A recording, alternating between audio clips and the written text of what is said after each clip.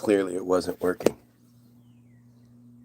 You don't have 11,000 viewers plus 2 days ago and then go live to 8. Or, well, to 3 at a time, but 8 total. They're fucking with my shit. And I told you guys, back when I got 11,000, like, it's almost like it's a bad thing, you know? Whenever I see that I'm allowed to have a shit ton of views, I know that they're going to shut me down. It's almost like they allow me to have the normal freedoms that everyone else has when going live, just to see what the response will be.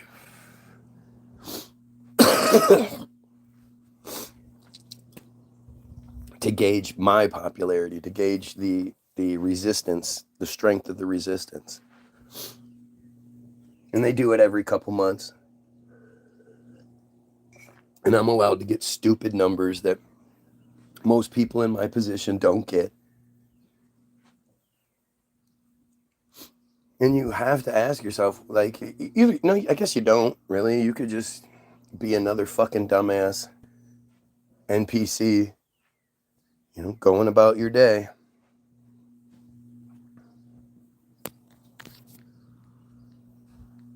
But, you know, the title of this video is rape.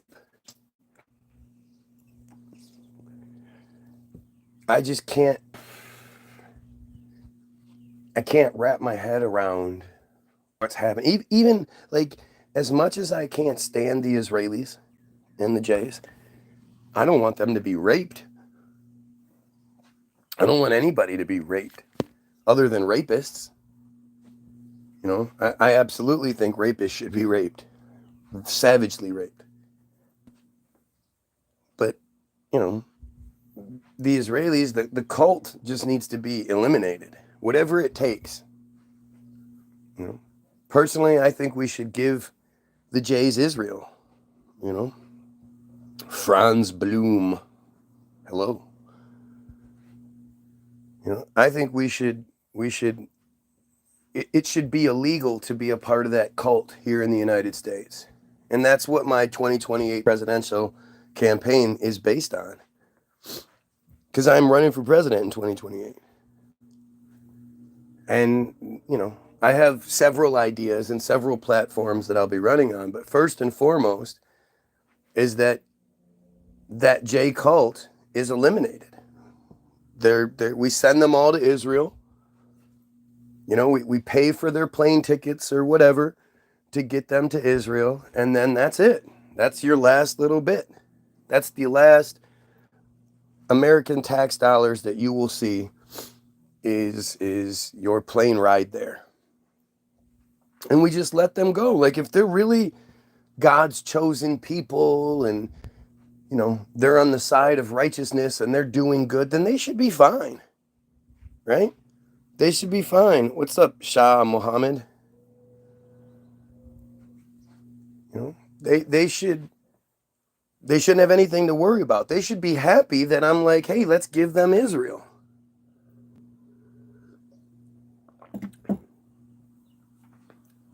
You know, and we let them go. We let them see how they fare.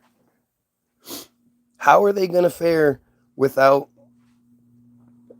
the United States paying for everything and then being like the only time you ever see Jays being tough, especially in Israel, is when they're attacking women or smaller groups of people, or when they have the IDF standing behind them ready to shoot or arrest anyone who fights back.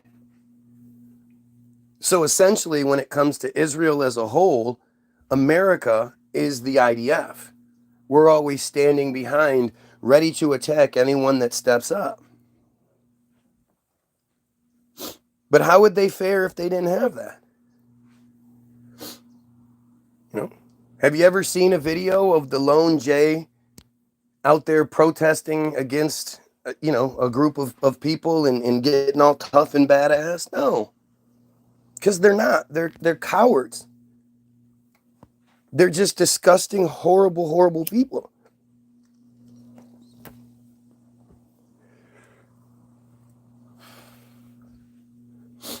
And it's time we acknowledge it for what it is. Like, this is a cult. This is a cult that commits the most heinous acts on the planet. And they do this shit to their own people. You know, like, I can't stress this enough. When you understand that at 8 days old, every member of the cult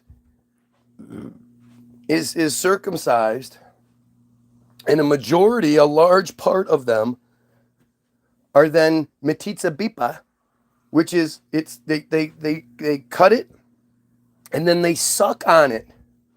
The moil, he sucks on it.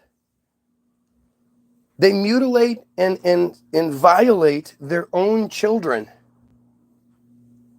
And if they're willing to do that to their own people, what limits do you think they have when it comes to their enemies?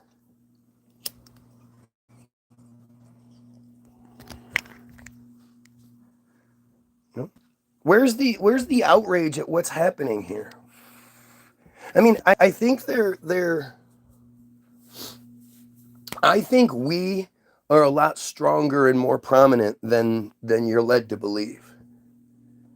You know, I think the average goyim is either on the verge of waking up or has woken up to the fact that what we're being told, what we're being shown is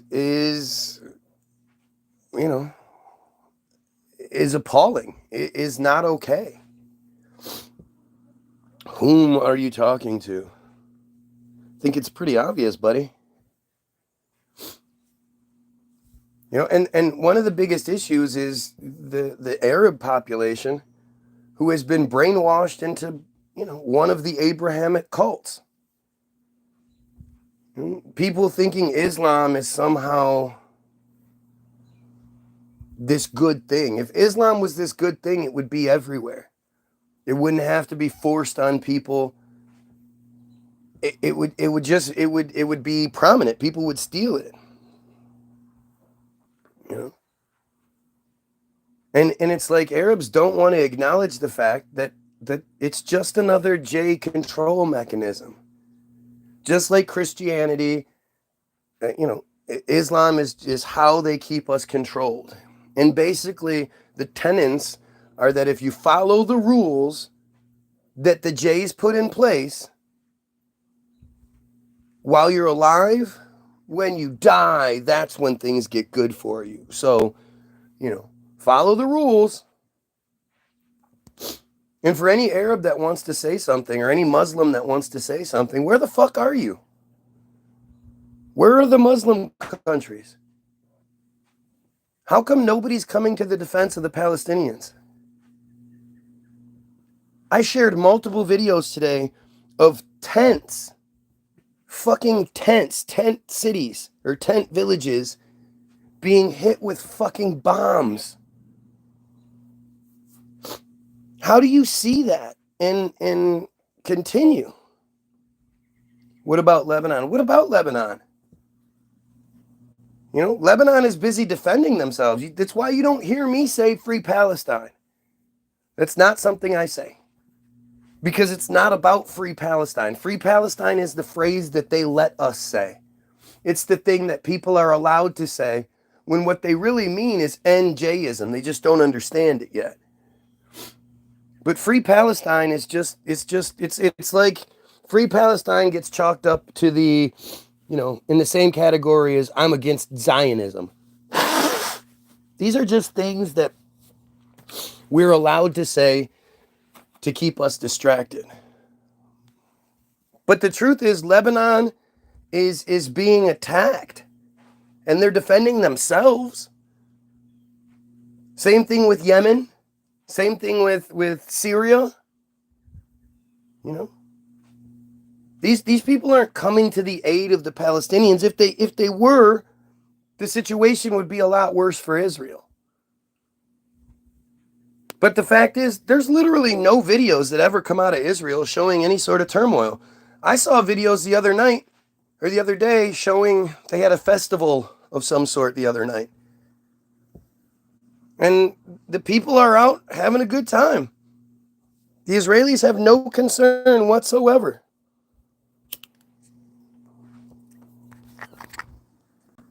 If you're watching, like, share, and sub. Don't forget to do that shit. It helps. But, like, understand the origins of your shit. When you're talking about, you don't have to be a Muslim. Like, you can, all the good things that come from Islam, you can have them without being a part of the cult. Without being a part of the cult that has a whole shit ton of negatives associated with it, too. But learn where it comes from. All three are considered the Abrahamic religions, right? Islam, Judaism, and Christianity are considered Abrahamic religions. Well, what does that mean? That means they come from Abraham. Who is Abraham? Abraham is the father of the J people. Abraham is the main bad guy in the Bible.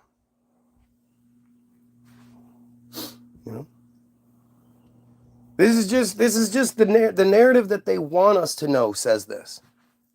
So at some point, things get a little like confused, and you have people thinking like there's something else going on, but it's clearly not.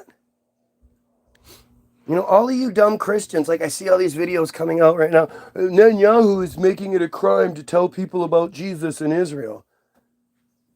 What about Jesus and Christianity makes you think it's real? Jesus has watched the worst things in the world happen and does nothing about it.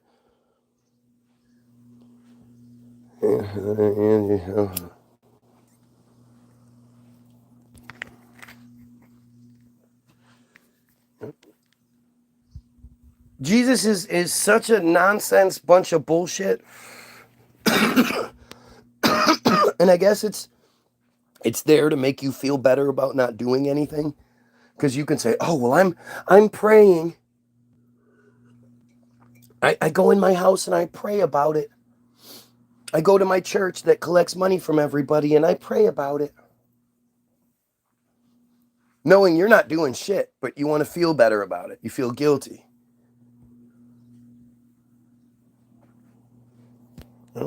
It's all just lies and bullshit. And you should be smarter than that. You are smarter than that. The funniest thing is when you take that same narrative and you call it something else, and you might change a few of the characters around and maybe the order of the story when you go from Christianity to Islam. Christians think Muslims are crazy. How can you believe such insanity? And it's so stupid and blah, blah, blah. Yet you believe in Jesus and Christianity for what reason? Other than because you were forced into doing it by your parents under threat of punishment, under threat of excommunication. If you're a Mormon or you're Amish or any of these other offshoots, your family will never talk to you again if you don't go with the narrative.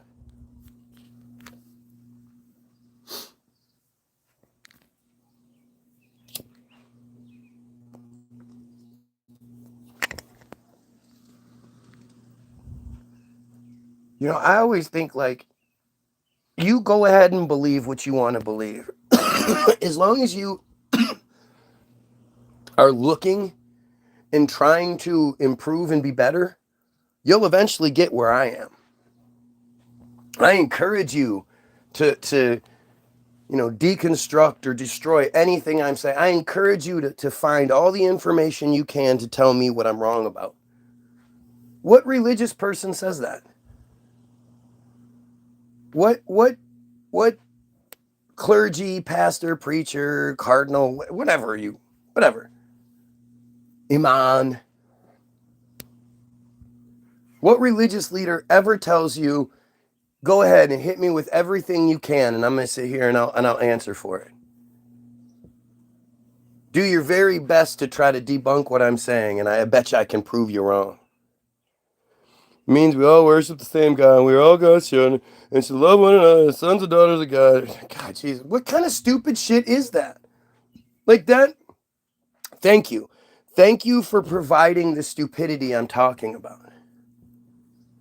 You know? It's obviously you don't believe that way. You know, obviously no one believes that way. You know, if everybody honestly just believed that we're all God's children and blah blah blah, then you would be adamantly opposed to Israel. Because the other God's children are being decimated, it's genocide.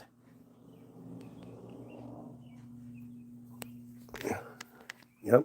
Yeah. Proud. I mean, I don't like the labels, but I'm proud to not believe in that stupid shit. And what you'll see is, you religious fucking idiots, you have nothing to say. You'll say dumb shit like, oh, but you have nothing. You can't debunk what I'm saying. You can't answer for anything I'm saying. Oh, look, he pulled his message down real quick because he knew it made him look stupid.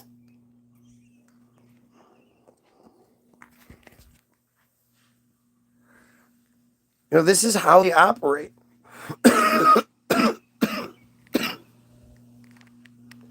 This is what they do. You know, when you look back on all of the worst things that ever happened, shootings, you know, rapes, you know, people, human trafficking, human traffickers, you know, houses where children are being held hostage and they get all of that shit. They're always religious. You never see atheists at the center of any sort of controversy. It's never an atheist mass shooter. It's always some religious whack job with a manifesto.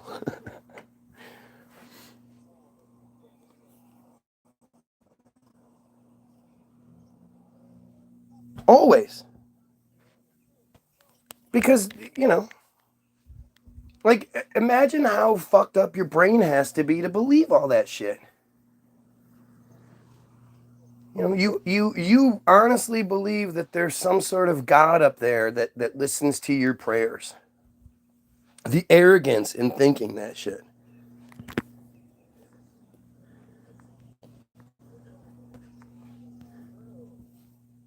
Oops. Oops.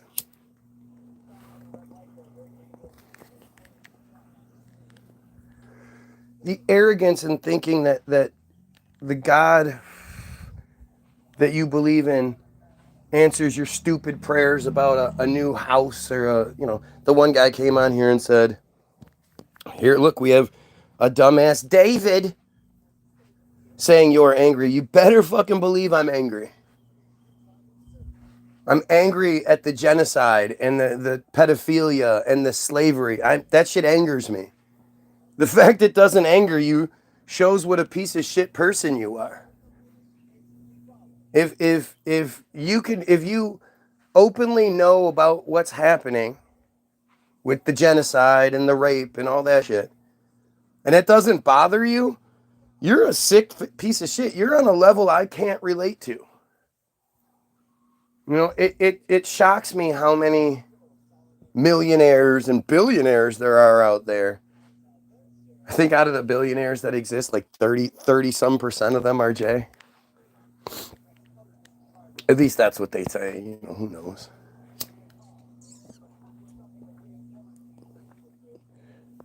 But it's like, where are all the millionaires? Where are all the entertainers? Where are all the Hollywood people speaking out against the genocide that's taking place?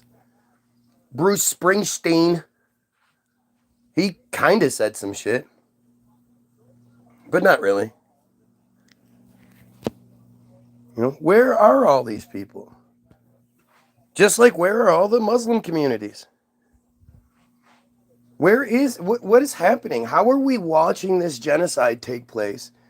And it's just like it's the way it is. I mean, it's just fucking insane.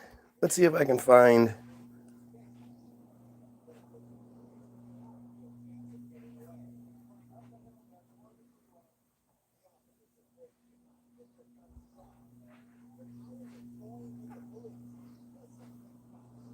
Where is the video? Oh, we just can't find it, huh?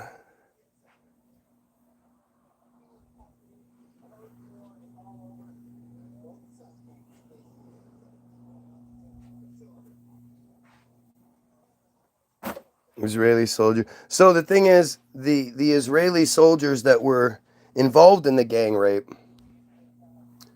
they they're all at the Diddy trial.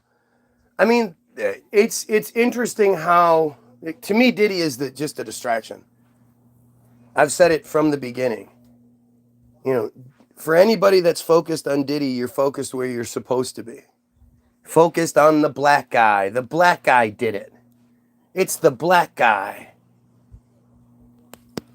You know, Diddy's nothing. The Diddy has them silenced by the juice. And that's probably what a lot of it is. You know, they all know that if they start speaking out against Israel, then suddenly a Diddy party accusation will come their way.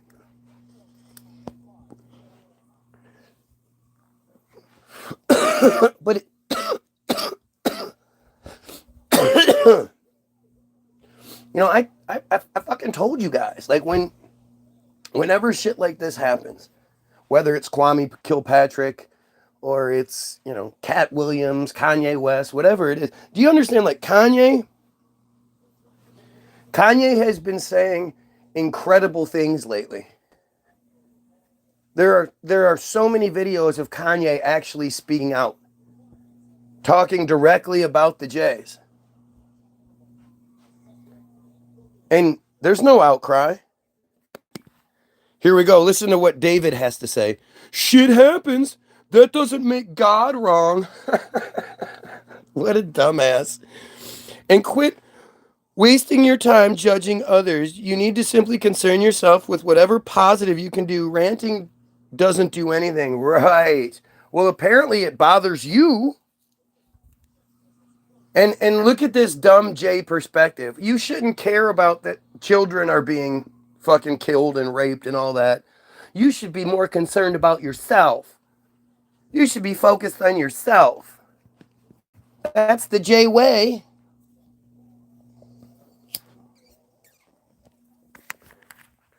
Illuminati isn't another name for the Jays. Illuminati is the cover. It's just a cover story. It's a cover name.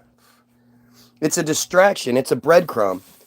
It's a direction for you to go into. That's why they make movies about it. That's why you have National Treasures and Da Vinci Codes and shit like that. Big blockbuster movies trying to get you to focus on these things. But it's just bullshit. And look at this dumb David piece of shit. You know, don't care about other people. Don't care about genocide. Only care when it comes to your doorstep. But by the time it's at your doorstep, it's too late. You should have cared a long time ago, when it was the smaller, weaker version of itself, which it is right now, which is scary. What's up, Matt?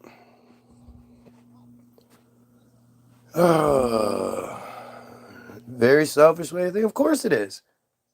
His name's David. Buddy, your dumbness doesn't bother me. My dumbness doesn't bother me. Right, that's why you're here.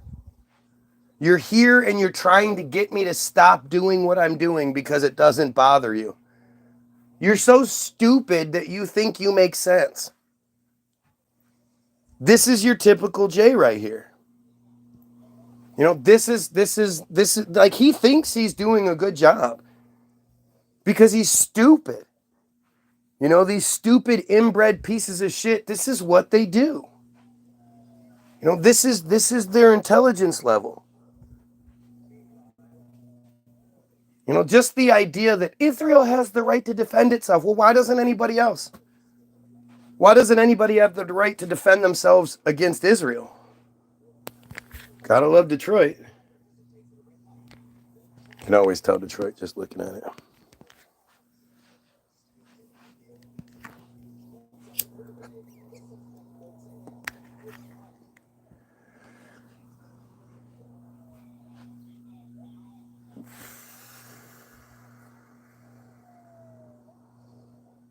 Wow. Wow. You know, I'm so proud of my anti-Semitism.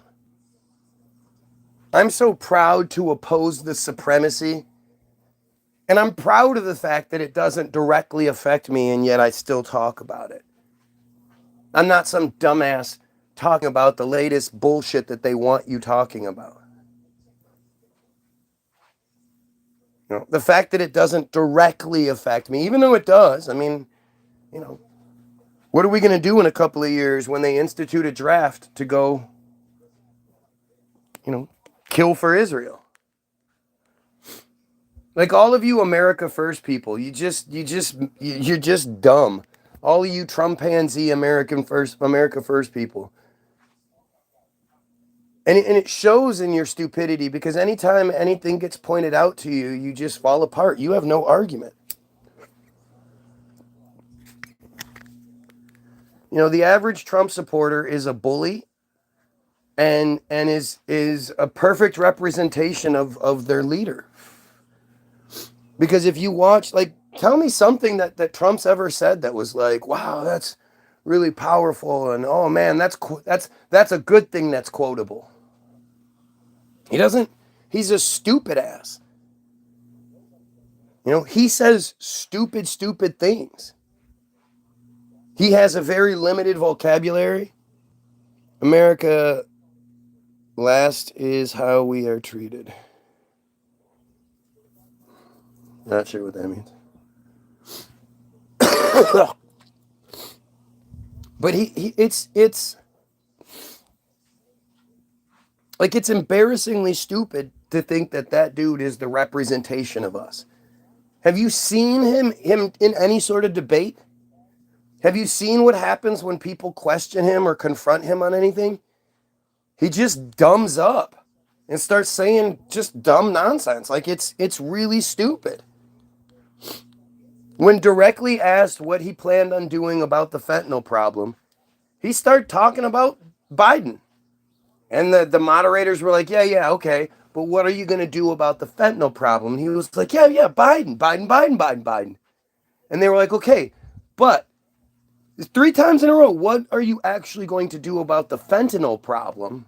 He was like, yeah, I'm going to answer that. Biden. He's dumb. And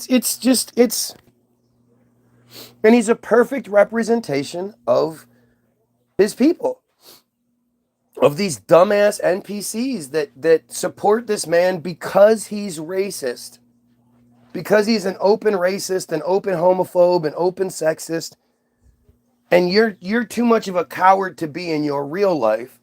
No, I'm a Trump supporter. You're just racist. You know, that's what Trump support is. It's racism. It's cowardly racism, because you're all cowardly pieces of shit. There's literally nothing they can do to defend what this piece of shit's doing. You know, the gas and the food prices that were supposed to go down. Well, that didn't work out so well, did it? All the platforms I'd say he ran on, but he didn't really run on anything. You know, he ran on the idea that gas and food prices are going to be cut. That didn't happen. He promised that he could end all the wars with just a phone call. That didn't happen. And then other than that, you know, maybe the border bullshit, but that just makes our lives worse. You know, the problem is not the Mexicans, the South Americans. The problem is the white people. White people are the worst.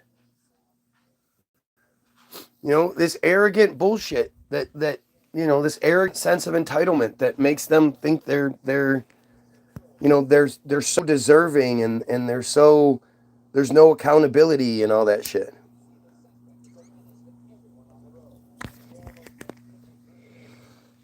You know, especially these dumbass Christians. These dumbass Christians are just the worst. The arrogance, the entitlement, the stupidity. It's embarrassing. Like it's embarrassing to even try to have a discussion with them because they don't even know their shit. You know?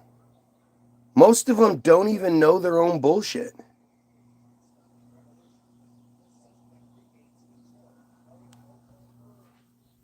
You know? They don't like, the one dumbass that's here right now. In the beginning was claiming shit. Like when they first came around, they would claim shit. And I'd be like, give me the Bible verse. Tell me where it says this. Tell me where it says that. And he would give me some bullshit. And then I would look it up. And lo and behold, there would be nothing. It would be the wrong fucking quote. You sound arrogant. What do I sound arrogant? How am I sounding arrogant?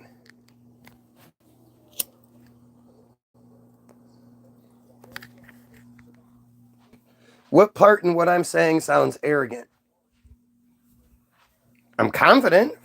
I know what I'm saying. And I can back up what I'm saying. But to claim it's arrogance just because I don't believe the same dumb bullshit you do, that's insane. Arrogance is believing that you should have some sort of special treatment because of your belief structure. And never mind that it doesn't make any sense. Never mind that it's, yeah, I lie and see, this is what they do. This is the type of dumb bullshit they do. This is why this person usually gets ignored. I was just using him as an example, but he's not going to say anything that fucking matters. He's just going to say dumb crybaby shit. I lie and misquote. What did I misquote? What did I lie about? You can't say anything because you're dumb.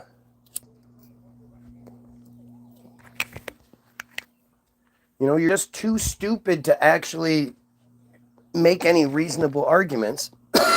So you say these dumb things. Yep. I sound ignorant because I don't believe the same bullshit you believe. Gotcha. That's how that works. If you don't fall for the same shit I fall for, then you're ignorant. You're dumb. I know your shit better than you do, and I know it's stupid.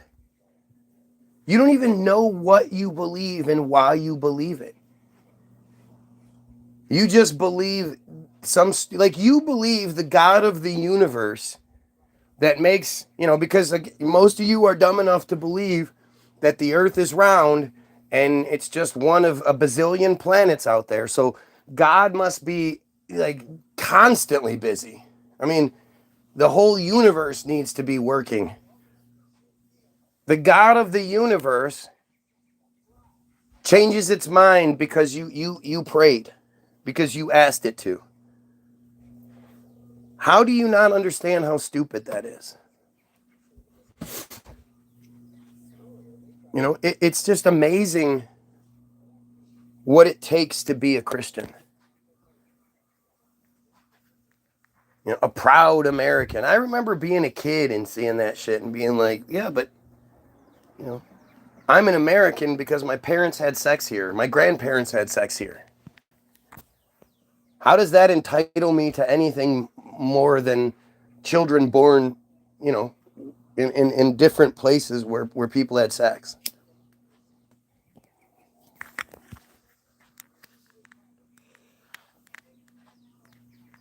I just...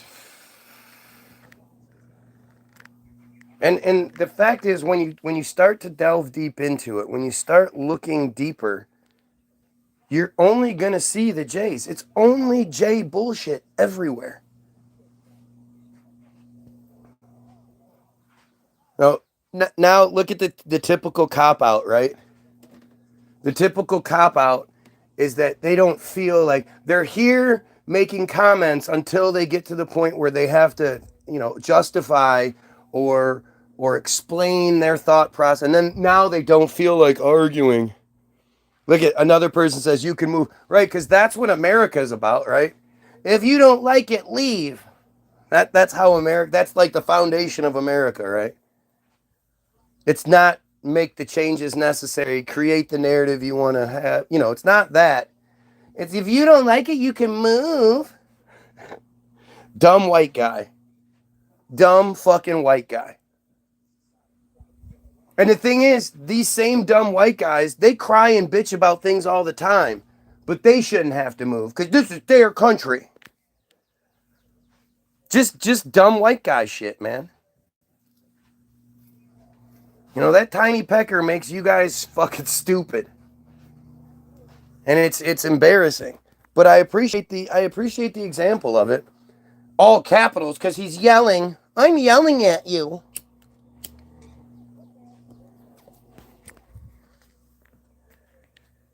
Can't make any reasonable arguments. So this is what they do. Yep. Disrespectful. Yeah. Not a racist. Jays aren't a race. You dumbass. I appreciate you, continuing to prove it. But I'm absolutely not a racist. That's like, when you say, how does my parents being born here give me more rights than other people because, whose parents, like that's all the other races are included in that. We should all have the same rights and privileges and all that. Shouldn't matter where you're born or whatnot. When it comes to the Jays, this is a cult. This is a choice. This is not a race. If it was a race, then Netanyahu and all of those European, Polish, Russian guys they're not Semitic. These aren't Semitic people. Yeah, it's called citizenship. Yeah, stupid ass. Just stupid. Can you imagine being so stupid, yet so arrogant that you feel like you have to say something, so you keep saying stupid shit? It's just embarrassing, man. It's embarrassing. And this is your typical white guy. This is your typical dumbass white Christian, It's just embarrassing. I wish they were better at this, Like, I wish I didn't know that every single thing that dumbass says is going to be stupid. There's no need to read it because it's just more and more stupidity. I wish I knew that he would make reasonable points. But he's so dumbass and programmed that he just can't, he doesn't see it.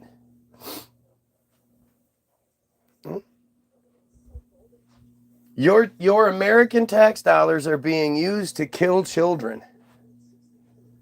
Fucking kill children. And you're just like, oh, well, they weren't born here, so if they were born here, then it would make a difference.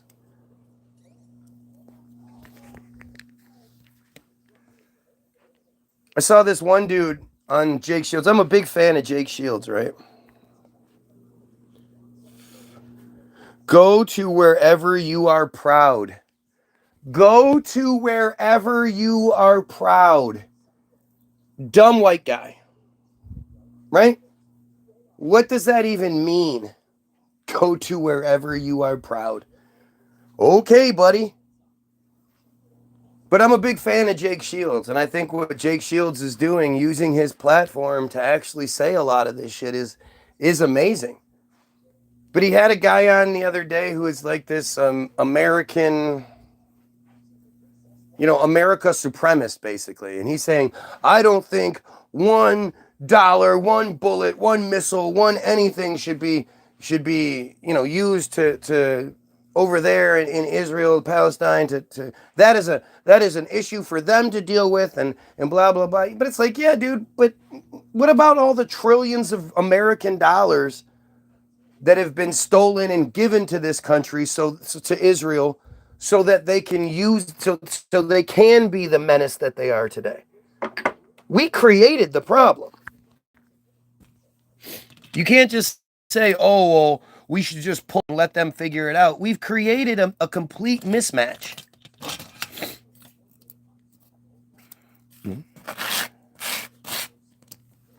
And that's it. At the same time, that's sort of what I'm saying, is that we should absolutely pull out of that shit.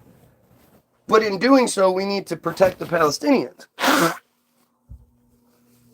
And we need to provide the Palestinians with safety. And I know it would suck for them to give up their country. I know for some reason they've been tricked into being proud of some land.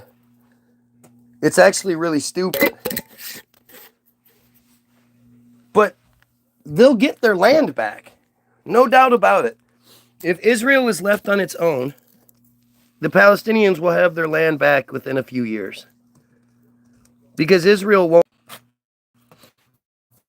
Piece of shit Jays without us is funny.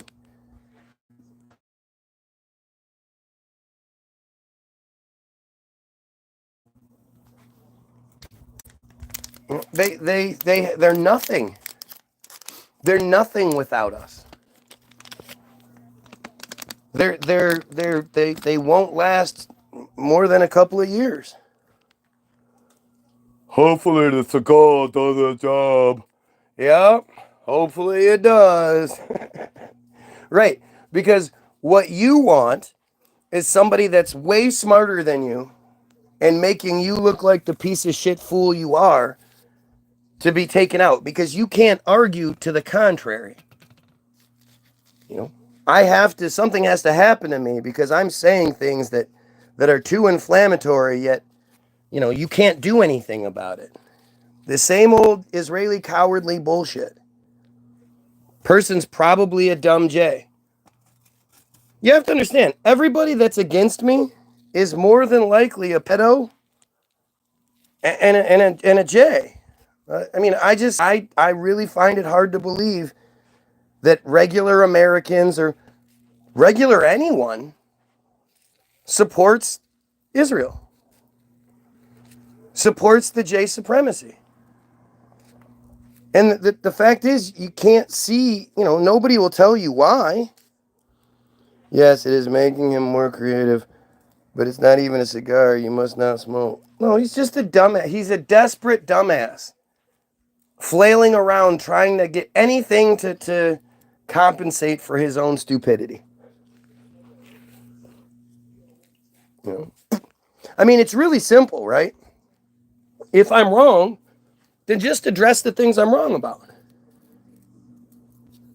It seems like it's a pretty simple thing here. Whatever I'm getting wrong, you should just be able to be like, oh, dude, you're wrong about this. Here, let me explain it to you. Here, look this up. Here, something. But they can't. A question whether these bots are children or not. Their intellect is non-existent. No, they're Jays. The Jays are stupid people. The problem is you've been brainwashed into thinking that they're intelligent somehow. Because you want them to be. You don't want to think that we are being, controlled and manipulated by an inferior people. But that's the truth. They're just stupid. The average J is a fucking inbred piece of shit. Their stupidity is unrivaled. You get the moral of the statement?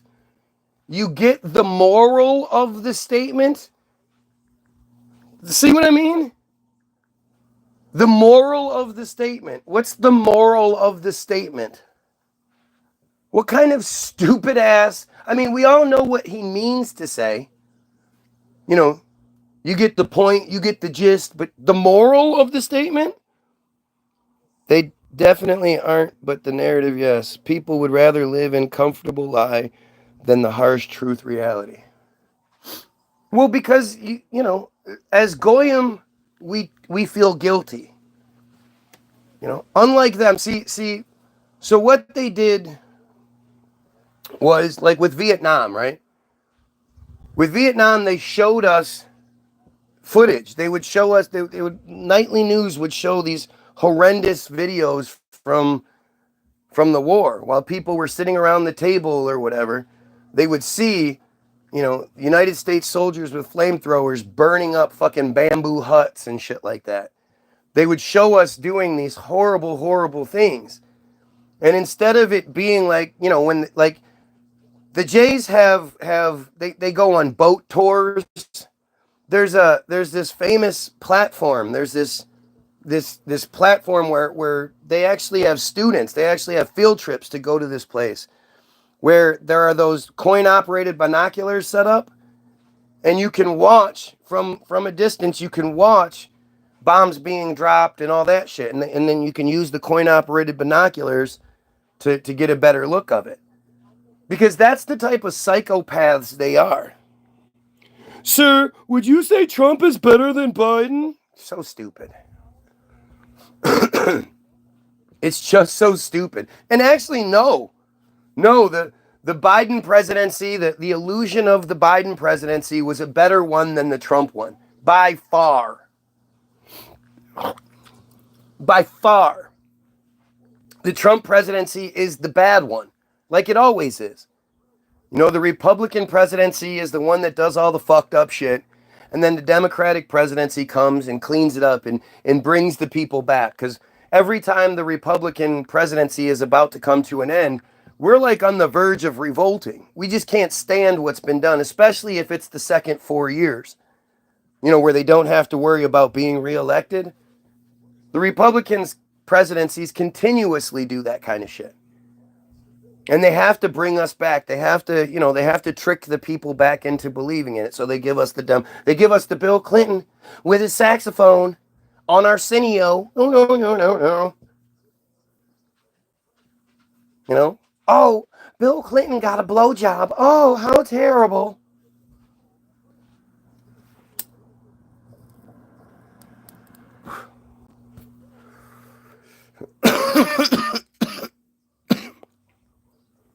Goodbye, he says. Goodbye. Good. You better leave, you dumbass. You are out of your fucking league here. And all you're doing is providing the example of the stupidity I'm talking about. So it's a good thing you're leaving before you keep getting your fucking little feelings hurt. You pedophile, genocide supporting piece of shit. This is what they do. They can't answer for any of it. They can't justify any of it. I've switched it up in recent times, saying don't tell me what I'm wrong about. I want you to know what I want you to tell me what I'm wrong about. But let me make it easier for you. Just tell me some good stuff that Israel brings to the world, brings to the United States. Something. Justify Israel, justify the Jays in any sort of way.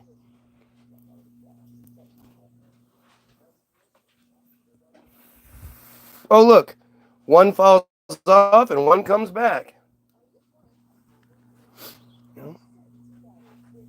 This is the stupidity that we're up against. And it's embarrassing. Yeah.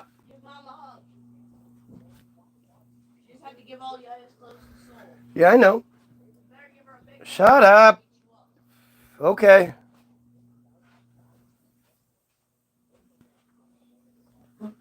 What we're talking about is just horrendous. And it shouldn't matter where you're from or what religion, cult you belong to.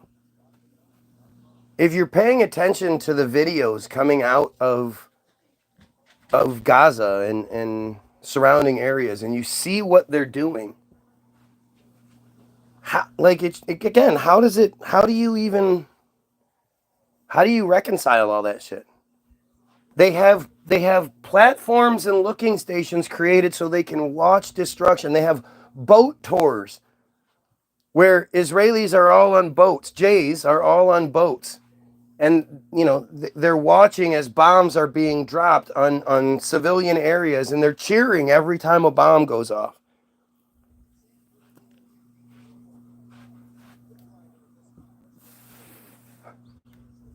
How do you like, oh, that's cool. That's not psychopathic behavior. But like I say, that this is how they think. Because that's how they are. They just assume that's how we are. But we're not. We're empathetic. We feel guilty when we see that shit. Even though we have nothing to do with it, we still feel like we should do something to stop this. This is horrible. And that's almost like that's the big difference between us and them. And that's something they're having a real hard time overcoming. Bro, gonna be mad. Look at how desperate this person is to try to like convince themselves that they're doing something. That they're doing anything other than providing the fucking dumbass example. They want to feel like, look, I'm making you mad. This is how they operate. Because they have to sort of create a win for themselves because they're just getting beat the shit out of. It's amazing the standard bot tactics that are used here. And I wouldn't focus on it if not for the fact that I know that there are other people here that are going to wonder why I don't address these things or whatever. But they learn their lesson, at least the Jays in charge at the time learned their lesson with the Vietnam War. The Jays, being as stupid as they are, they sort of forget these things once the people in charge die off. And they have to relearn that lesson. But they don't, watch the news. The news isn't showing you this shit.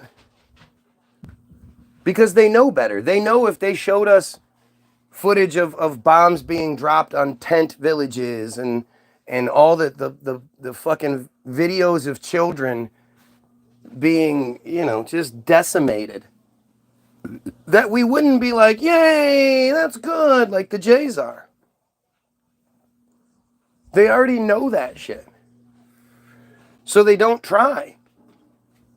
Instead, they just try to spin the narrative. Always trying to make Israel sound like the good guy. But, there's literally nothing to show. They tell us. And then they show us things like Parliament is having discussions about it. Like, they don't know exactly what's going on. Like, Parliament and the government hasn't been funding and supporting this whole shit the whole time. That's why if you see, you'll see countless videos of citizen journalists walking up to admiral this or that, or senator or representative, like Ted Cruz, right? Every time you see anything with Ted Cruz, if he decides to engage with the person that's questioning him, which they normally don't do, he just says some boilerplate pull cord response bullshit. Well, Hamas is out there killing women and babies, and it's like it's just such dumb shit. If the justification for what Israel is doing is the supposed around 1,200 people that were killed in Israel, around 1,100, whatever number they decide to use, then how is the response of killing hundreds of thousands of people null and void? How is the fact that Israel had killed at least 240 civilians prior to October 7th, how is that null and void? If October 7th was real, which it's not, it was a completely orchestrated false flag bullshit where no Israelis died and no Israelis were taken hostage.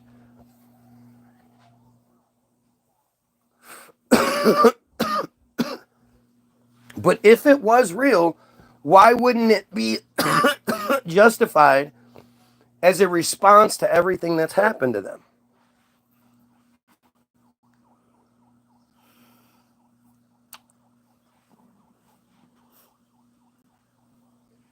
I mean, it's just such backwards, stupid shit.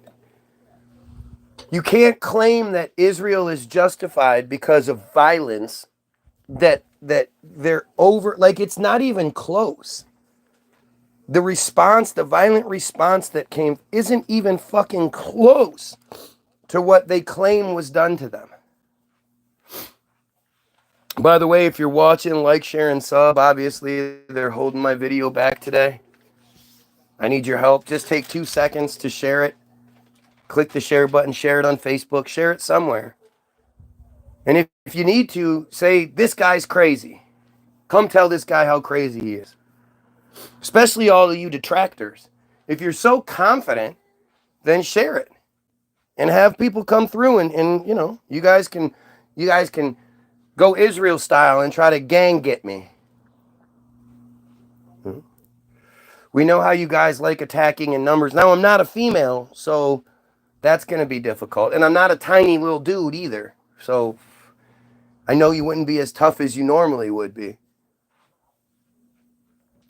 But bring it. I want you to tell me what I'm wrong about. Unlike Israel, unlike the system, I don't just say, just don't question me. Can I see your phone for a second? Yeah.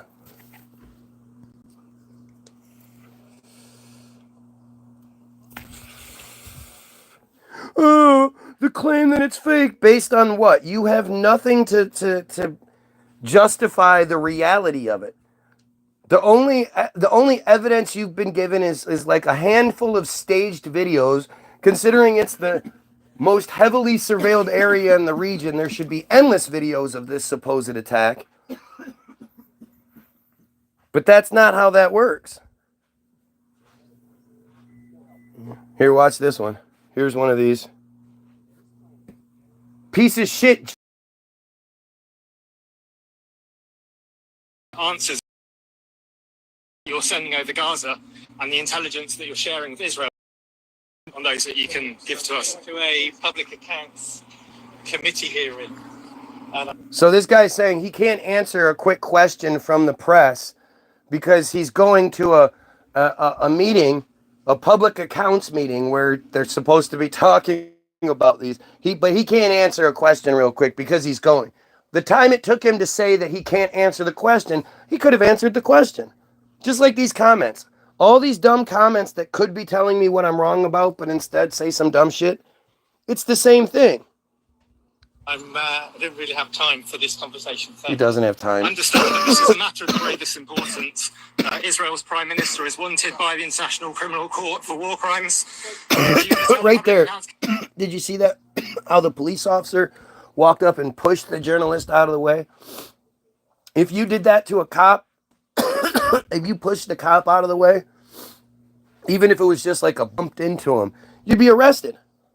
He has to follow the script. Of course he does. He has to keep that cushy job, that amazing pension. You know, dressed in his goofy ass cult uniform and shit. It's all stupid. It's all manufactured. See how much these flights are costing the public? At the bare minimum. Nope. Wanted by the International Criminal Court, Admiral.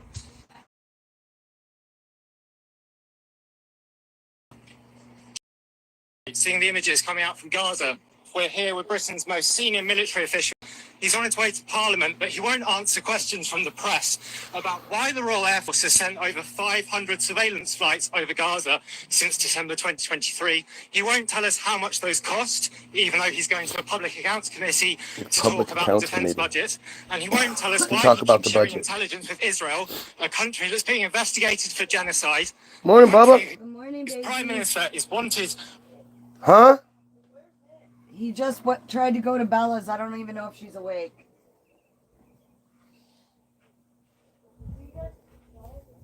Yep. Whoa. You're grounded. For being stoogey. Handsome? Good morning. Yeah. If I was grounding you for being handsome, you'd never come out of your room. Put your socks on. for war crimes, including the crime of starvation, by the International Criminal Court. Look at this dude's and we are being face. pushed away from him by armed police who are escorting him into Parliament. Why won't you answer these basic questions about what the Royal Air Force is doing over Gaza and the intelligence it's sharing with Israel? Do you routinely share intelligence with countries whose leaders are wanted for war crimes by the International Criminal Court, Admiral? Are you a participant in Israel's genocide, Admiral? Do you have blood on your hands, Admiral? What are you trying to hide about the intelligence that you've been sharing with Israel? So that was Admiral Radican, the Chief of the Defence Staff, Britain's most senior military officer, who's just gone into Parliament behind me to answer questions from the Public Accounts Committee about the defence budget. But he won't answer questions from MPs and from the press about how much the Royal Air Force has spent on over 500 surveillance flights over Gaza. And yet when we try and put these questions to Admiral Radican, we were being blocked there by the police. Wow. 1, 2, 3. This is amazing. Oh wow, he fell out. Trump always chickens out on your tariff threats, and that's why markets are higher this week. What's your response to that? I chick out? Chicken out. Isn't that nice? Chicken out. I've never heard that. You mean I've because I never heard reduced that. China from 145% that I said Yep. down to 100 and then Yeah, down that's to another exactly why. number? And Yep. I said you have to open up your whole country. Which and they didn't. Because I gave the European Union a 50% tax. Wait, tariff. it's a tax? Oh, no, it's a I tax. called up and I said, please, let's meet right now. Please, let's meet right Okay, so. did you meet? And I said, okay, I'll give you till Janine. I actually asked them. Till I said, Janine? what's the date? Because they weren't willing to meet. Oh, they didn't want to And meet. after I did what I did, they said, we'll meet anytime you want. Have you met? And we have an end date of July 9th. Okay.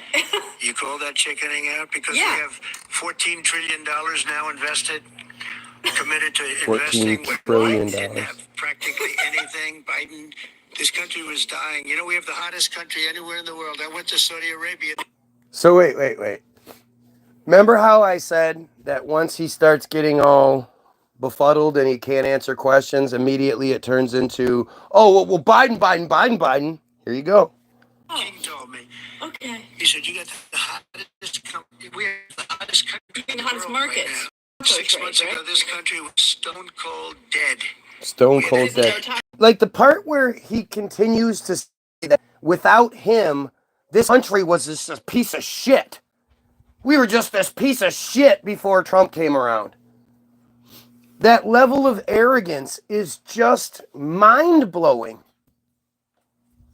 And it's crazy how the average dumbass American doesn't call him out on that. Prior to you, we were just nothing.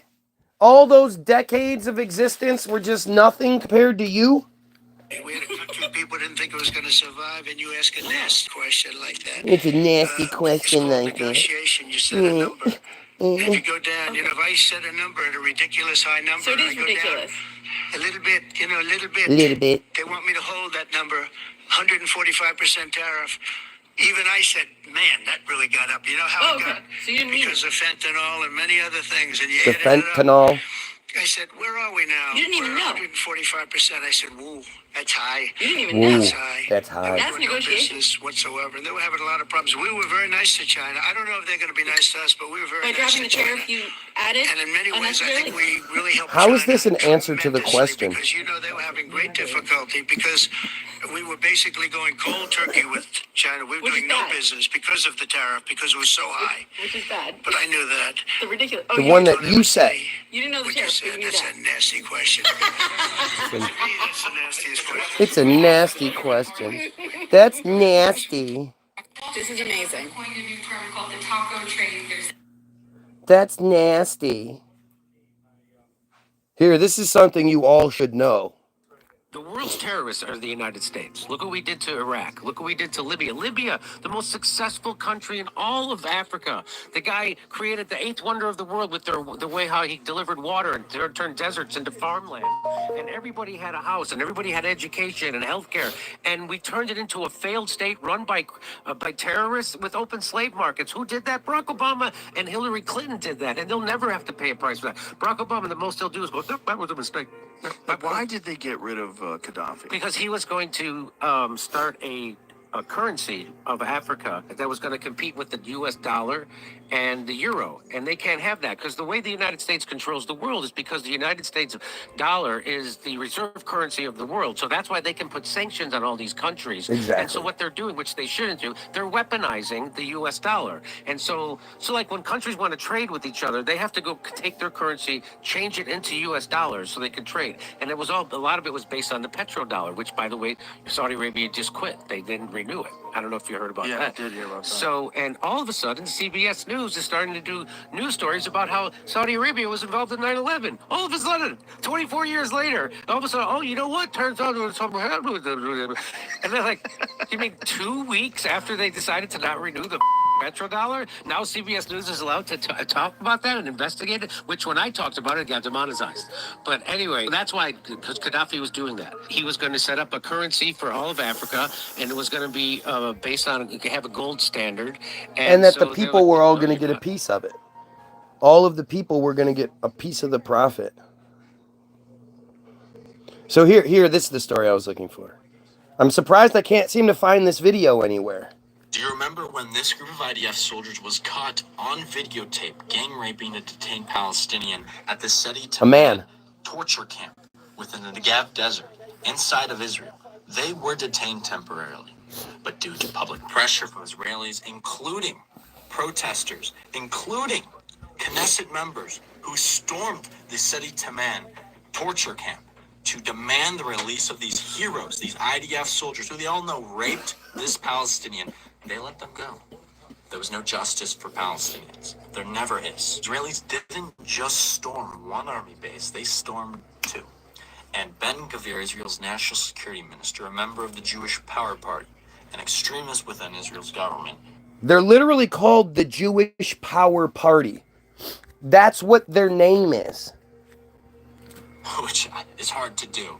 Who's also in charge of the police, informed the police to treat these rioters lightly. Members of Israel's parliament, the Knesset, facilitated and participated in the efforts to free these rapists. You can look up clips of Israelis on Channel 14, Channel 12, arguing that they have the right to rape Palestinians. They genuinely say these things out loud. There is never justice for Palestinians. And as Gaza's getting bombed with a force we've never seen before, you should help more people hear this message by reposting and spamming the copy link button.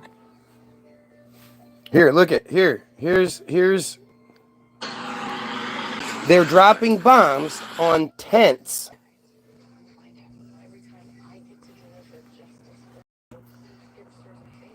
Here's another clip you never seem to see. The Israelis have killed 2 more journalists, Hassan Shabbat of Al Jazeera Mubashir, Mohammed Mansour of Palestine. Today, that brings the number to 208. Each one was individually targeted. The IDF says they used extensive intelligence gathering and precise munitions. Shabbat killed in his car, Mansour in his house. Look at her face. The Committee to Protect Journalists has once again noted that the She deliberate couldn't care less. journalists is a war crime. Do you Look at her fucking face. I would say that every single thing that's happening is a result of Hamas. Yep. So that's it. So it's not the people who are actually killing these people. It's not their fault. It's the fault of Hamas. That's why they're killing journalists. They're not killing Hamas. They're killing journalists. Now it's up to 208 journalists, and you won't hear a peep about that.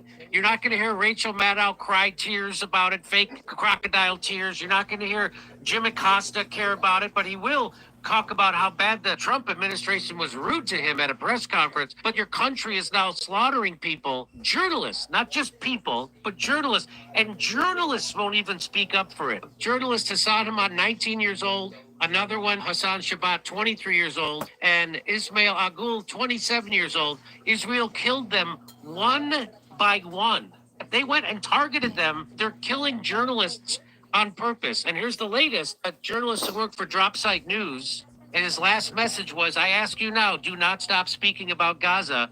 Do not let the world look away. Keep fighting, keep telling our stories until Palestine is free. And they killed him. It's not about Palestine, though. Yeah, I see how that sign says home sweet home and not. It's not. Palestine is just the distraction. It's just the small piece. You know? It's just bullshit. It's what they do so that we can focus on, this straw man argument instead of us focusing on who's behind it. The cult that is behind the genocide, the cult that is behind the rape. Oh, look, here's a pretty girl, so you guys will watch when she's pretty, right? So this is Israel right now in a war. This is what I was talking about. Don't they look like they're in so much fear for their lives?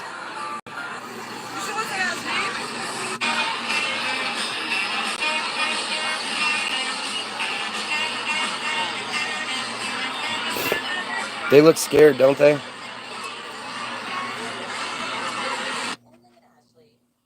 And this is Gaza. Amid the crush of bodies clamoring for food, children are being put to an unthinkable test. Pot, and who will have to wait until Eat that this is how gruel. Gaza's children are being forced to live as Israel continues to block the entry of food. Can you imagine what it says about Israel? That to have watched 2 million people, the majority of whom are children, and then a huge portion are women, and then men who have nothing to do with Hamas. To sit there and watch them just starve to death is something the Israelis as a whole, as a country, are perfectly happy to watch. Do you want and to America to cause, send and more therefore money? allowing No. even little bits and pieces I want us of to go some wipe them flour out. into Gaza to prevent the world watching them starve to death. That's unpopular in Israel, to allow some food in. Nobody, by the way, is asking Israel to provide the food. The food's there. It comes from international organizations, from World Hunger Groups, from the UN. The issue isn't that Israel refuses to feed the Palestinians. The issue is that Israel is blocking the entrance of humanitarian trucks that have been furnished by other international aid groups and humanitarian organizations.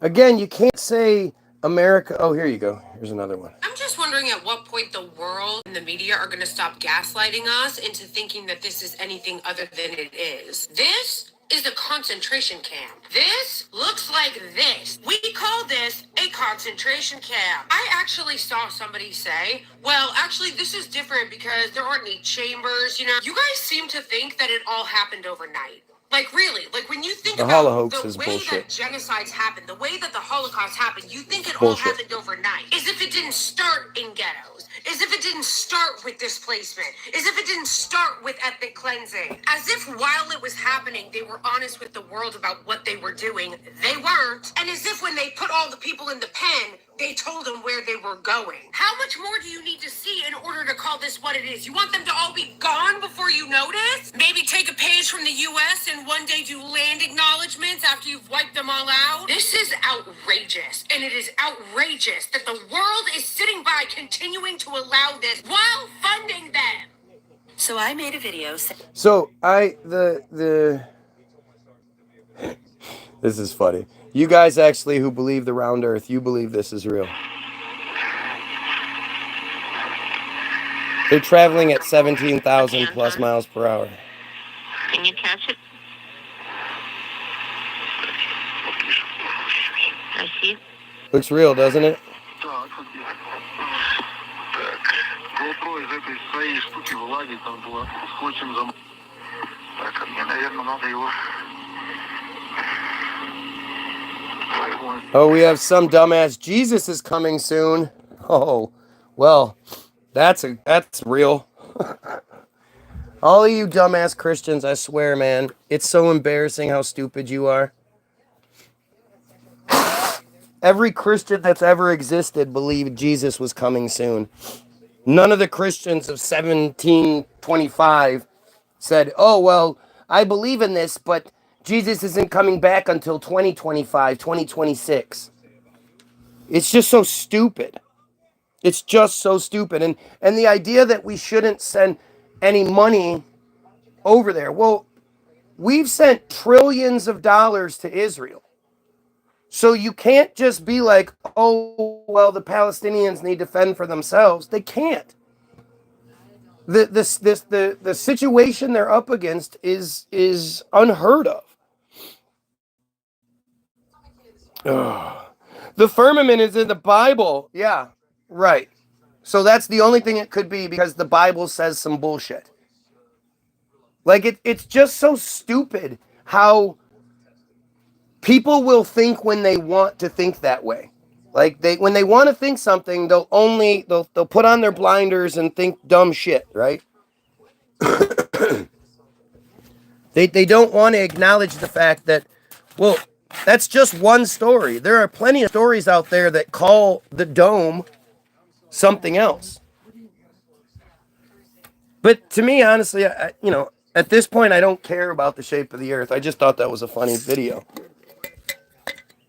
But the earth shape is just a distraction. The only way, if you really want to know the shape of the earth, the only way we ever get the true answer to that is if we stop the genocide. The only way we get, truth about the pokes, is if we stop the genocide. The only way we stop the pedophilia, especially in Hollywood and in government, the human trafficking trade, is if we stop the genocide. Like it's just, you don't realize it. Like, if you don't agree with the narrative we're given, the only way we ever get the answers you're looking for is if we Goyim unite and overthrow the Jays that give us this narrative. If you're watching, like, share, and sub. Don't forget to do that. What does genocide have to do with any of this? So stupid.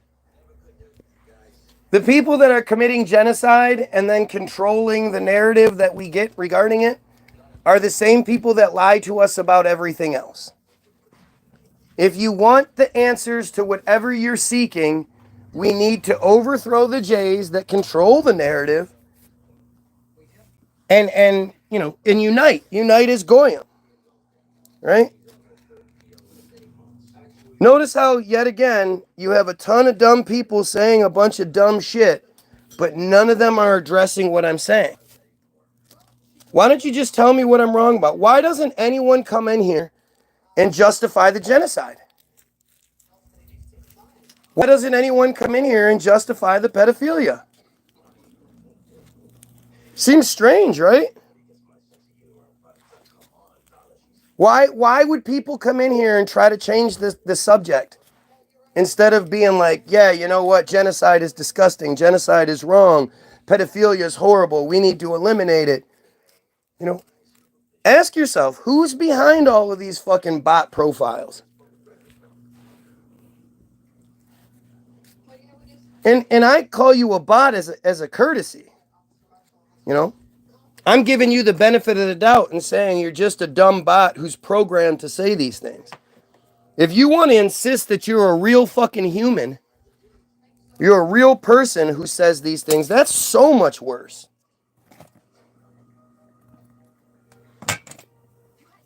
I'm asking you, who is committing the genocide? The people that control the world, the people that control your perception on what the world looks like. The people that don't allow normal people to go to Antarctica and go do research. Right? Like the people that control all the programs necessary for someone to be able to do the proper experiments. But the earth-shape argument is a distraction. Right now, I couldn't care less. The only thing I'm really concerned with is ending the genocide, which is directly associated with the pedophilia and the slavery. The fact that we are all slaves. But this is, look at this dumb shit. Or fly in parts of the Grand Canyon or any of it. Who controls that? Who decides, even the education, right? The educational system. Somebody made the point yesterday about something or other, but lots of history isn't included in the historical textbooks and in the history lessons. So who decides which parts get to be taught and which parts don't? I know when I was growing up, and for generations before me, every single year in history class, we would have a month-long lesson at least about World War II and the hoax and why the Jays are the victims and all that bullshit. right? They don't do it anymore because they don't want the average kid to be looking, to be doing a report and stumble across someone like me. Because they know the teacher can't handle the questions. When you start asking about the World Census report not showing a loss of 6 million. When you start talking about 6 million lies and how that number 6 million was perpetuated was pushed on us, on society long before the Holocaust. There's multiple newspaper ads exist from prior to, as far as like 20 years prior to, talking about 6 million Jays are at risk. 6 million Jays will perish. 6 million. That's what they do.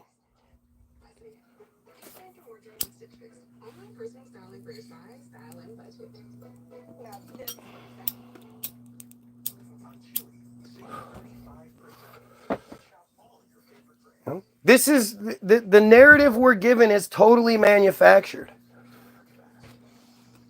And so then you have to ask, who's manufacturing the narrative? That they can't answer, not that they're stunned. Yup. If you're stunned by how dumb I am, then why don't you tell me how and why? See, this is just typical dumb J bullshit. Every ad hominem that you can come up with. Here, let me explain to you. Like, this actually has a name. This is actually a very common practice. It's called ad hominem. Okay? So, let me explain to you. Ad hominem, we're going to do a little bit of research here.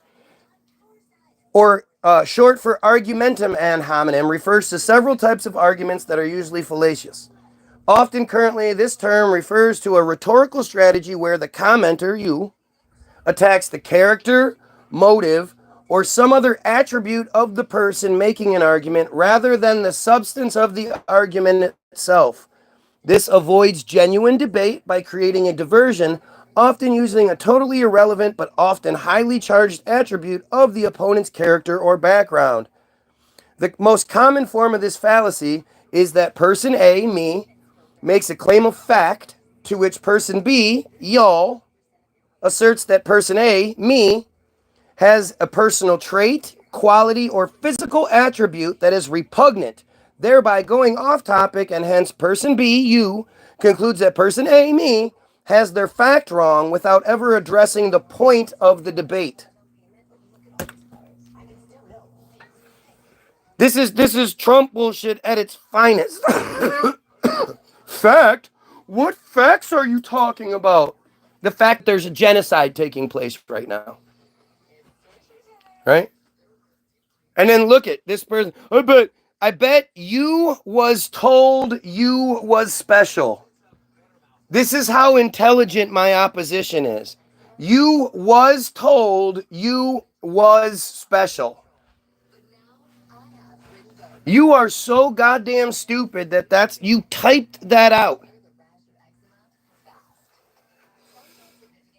This is what we're up against. And this is what I'm saying. This is ad hominem.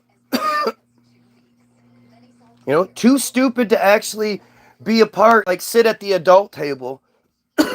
So you're stuck to the kid table, but you want to be at the adult table. So you come in and just start saying dumb shit, trying to get attention. Why would any of you defend this shit? Don't debate me, bro. LOL. The how is state-sponsored killing systematically. The why is because of a combination of xenophobia, anger, and resolution of World War I and scapegoating in a bid for power. What? We have some dumbass saying free Israel. Like, this is what I'm saying. They're so dumb, their points don't even make sense. How is Israel not free? Israel's free to do whatever the fuck they want. So to say that bullshit is stupid. That's wrapped up. I agree about your current event stuff. Good. You is so special. Is so. Did you say Israel is free? Yeah. I don't know if you're paying attention, but they have no repercussions for anything they do. And they do horrible things like rape people on fucking video and get away with it. And then, when they don't necessarily get away with it and the soldiers who did it got detained, it was the Knesset. It was people in Parliament that stormed the facility to insist that those people get released. Israel is a genocidal ethno-state. No argument there. Thought you were holo denying. Sorry if I was assuming. Appreciate it. Thank you for acknowledging. Yep, I need help. I need help because I know things you don't. Because I give a shit about people. Because I'm tired of being a slave. What a terrible human being I must be. You're okay with children being killed and raped and all that, but another Nazi, yep. The National Socialist. Like, the people that talk about Nazis, they just don't even know what they're talking about. It's just stupidity. You know, the whole World War II fucking narrative is a creation. World War I and World War II were mainly, there was a lot of other shit that went down, but they were mainly about the creation of Israel. You had the Balfour Doctrine, which is really the Rothschild Doctrine. They just wouldn't put the Rothschild name on it because it would be too obvious. You should fight Israel and Gaza. Yep. Again, isn't it amazing how the same dumbass nonsense comes my way? So I would be more effective strapping on a gun, catching a ride on some plane over there, being dropped out of the plane so I can Rambo my way into Netanyahu's compound and take him out. Not raising awareness, not trying to unify the people so we have a much stronger front. No, I should go fight over there. This is the same dumb shit that people say all the time. Yeah, I'm not man enough to leave my family and fly over to Gaza to fight against Israel. Like, do you know how stupid you sound? This is just typical Jay shit. This is how they do things. They're not smart enough to be able to have any sort of intelligent debate, so they just say dumb shit. Cry on the internet, but do nothing about it. If what I was doing didn't matter, you wouldn't be here trying to stop me. The irony in how stupid you guys are is not lost. Don't get that twisted. If what I was doing was so ineffectual and didn't matter and all that shit, then why would they be here? It's Saturday morning. Don't you have better things to do in your life than sit here and try to get somebody to stop talking about ending pedophilia, ending genocide, ending slavery? Gosh, it seems weird, right? You haven't said, nope, nothing of content, right? That's why you're here. Yeah, I'm gonna cry, yep. Now, everyone report him. Yep, report me, because you can't do anything else. You got the right attitude about genocide, but the anti-Semitism isn't necessarily part of anti... Yeah, that's where you're confused. You don't even... At least you're using the right words, but do you know what Semitism means? Here, let's educate some people, and this is always one I want to show you start to finish so there's no crybaby, right? So, we pull up the Google machine. We put in Semitism definition. You see that? We go to the Merriam-Webster version. See, it's merriam-webster.com, Semitism definition. Semitism. No funny business, right?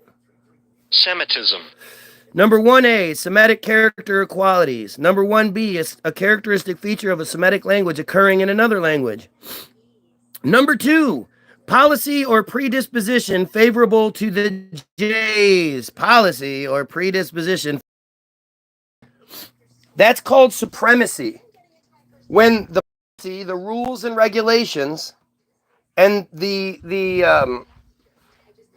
predisposition, meaning how you go into it before you know any of the details. You go into it thinking the Jays should get favor. That's called supremacy. It reminds me of the Game of Thrones thing where the prince attacks the kid and blah, blah, blah. And then the sister, who could say this, the prince is lying, says she doesn't remember what happened. And everybody just goes, okay, that's acceptable. Mm-hmm. Because everybody knows that it's a lie. Everybody knows she's lying to protect the prince's image. And yet everybody goes with it because the policy and the predisposition is favorable to the royalty. It's the same thing with the Jays. It's amazing. Look up anti-Semitism. Right. Because that's been hijacked. You know, the whole working definition of anti-Semitism basically says anything you do that they don't like is considered anti-Semitism. Me personally, I'm proud of my anti-Semitism. We're talking about a disgusting cult. And the whole Zionism thing is just the thing that you're allowed to oppose. Because, you know, they have to do something to separate. But at the end of the day, they all support Matitza Bippa. They might not all practice it, but they all support it. And Matitza Bippa is the circumcision and then sucking on it. They suck on it. The moil sucks on the bloody baby penis. You know, they all support that shit. This is a cult that does horrible, horrible things. Blood libel. You know, they've sort of, just like they've hijacked the term blood libel. Anytime somebody says something they don't like, they go, that's blood libel against Israel. Because most people don't know what blood libel is. But blood libel is again, it's something that's only associated with them. And it's been something that's been associated with them for over 1,000 years. The practice of killing children, draining their blood and using their blood for rituals. Baking it into their matzah bread and eating it, part of their rituals. You know, they ritually, it's ritual sexual abuse in Israel is everywhere. Their own children are ritually and sexually abused. Why do you even think about it like that? Like, at the end of the day, why do you think you should support this cult? Do you say the same thing about all the other cults in the world? Do all the other cults have multiple branches of the cult? Well, it's not the cult per se, it's this thing. Why have you been brainwashed into thinking you should support a cult that hates you? That calls you a goyim? They call you goy because that's what they're told to do. Do you not understand what the Talmud says? The horrible, horrible shit that's in the Talmud? Do you not know about that? Listen, you don't have to be, like, if you're a good person, you don't belong to horrible cults. You can't say, oh, I'm a good person because I don't practice. I belong to the cult that practices this stuff, but I don't personally do it. So you can't say that. No. You support the cult. You know, you see this all the time where, you know, they'll show you videos of supposedly some dumb Jay talking about not supporting the genocide that's happening right now to those poor Palestinians. Yeah, well, get the fuck out of Palestine. Israel has zero business being there. Anybody that supports Israel is a problem. You know, why should they have their own? Why should they just decide that they want their own place, orchestrate 2 bullshit world wars? To the first one, the World War I put the British in charge of Palestine, created British Mandate Palestine. Meaning the Palestinians completely, you know, put their guard down. And they were under the impression that the British had their back. So there was no Palestinian military. There was no Palestinian government. There was no Palestinian anything because the British were supposedly in charge. After World War II, when they created the excuse, because somehow what supposedly happened in Germany, even though they claimed 6 million, even though only about 3 million Jays existed in Europe at the time, and most of them escaped here, they used this as the excuse to take the land of people thousands of miles away? How does that even make sense? It's all dumb bullshit. You are being manipulated. And at the end of the day, I don't think you ask yourself, why do you think this cult should exist? This cult that calls you a goy. Do you understand that everything that isn't them is goyim?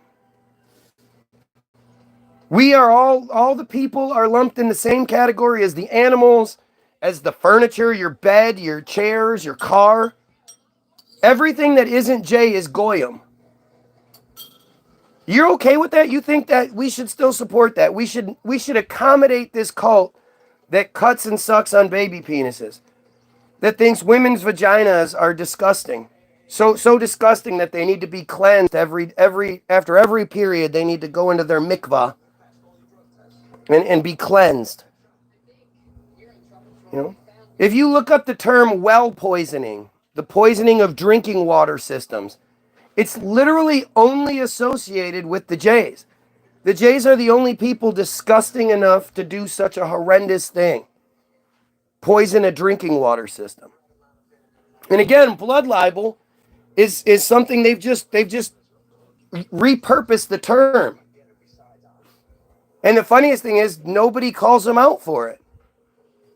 That's blood libel against Israel.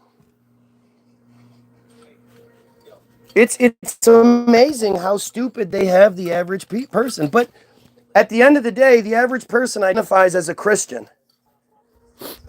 And Christians believe that the main bad guys in the Bible, the people that killed their superhero, that killed their Christian God's only child, that those are Christian God's chosen people.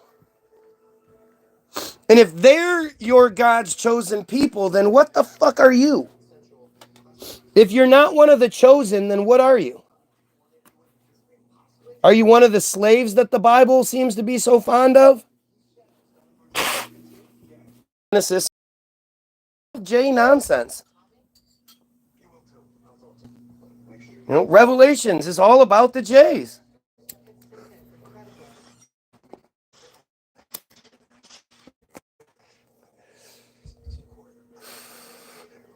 You know, Christianity comes out of Second Temple Judaism. That's what the historical narrative that they want you to know says. It's all just J bullshit, and they don't hide. They're proud to tell you that because they know that they've brainwashed you so much that you believe that you. I'm scared to die.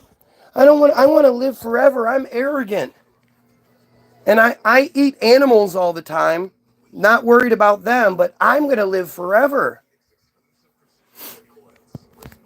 You know, it's amazing. It's amazing how purposefully stupid they have us.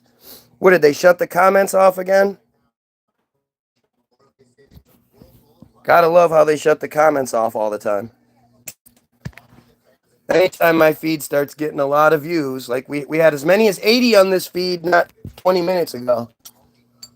They shut the comments down, so people are commenting and I'm not addressing what's being said, so people get upset and leave.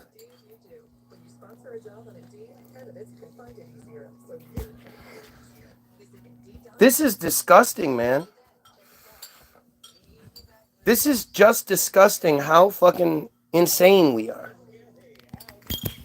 We here. Okay.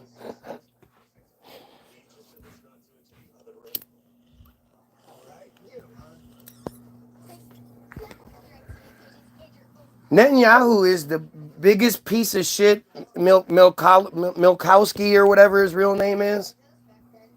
Ben Zion Milkowski. These guys are all just pieces of shit, man. These are terrorists. Itamar Ben-Gvir spent time in fucking prison for inciting violence against Arabs. Just look up Israelis spitting on Christians. Let's do it for you.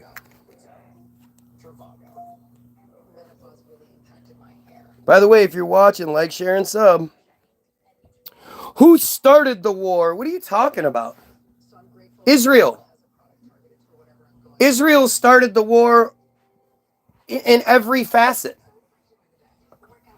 Like, again, so Israel is justified in committing genocide because they lie and say that around 1,200 people were killed. Never mind the thousands and thousands, millions of people they've killed over the years. Never mind the 240 plus civilians that were killed prior to October 7th.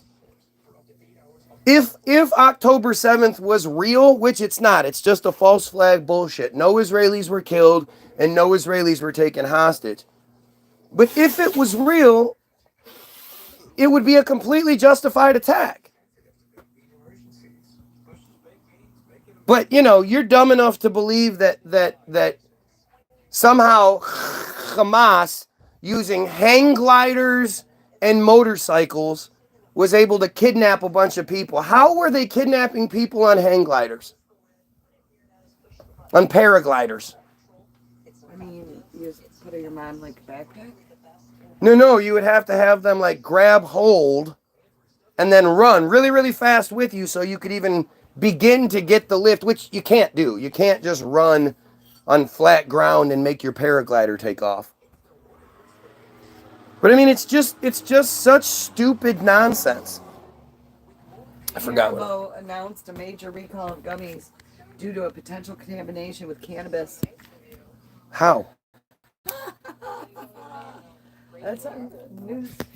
Local 12 WKRC-TV. How would that even begin to happen unless somebody fucking went in there and dropped a bunch of fucking... Samples were taken and cannabis was found in them. It doesn't make sense. The only way that could happen is at the manufacturing level.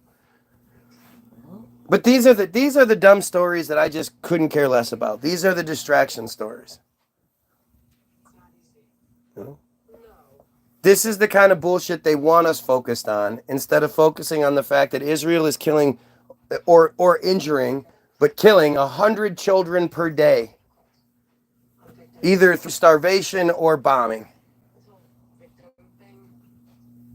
Or shooting them. Yeah.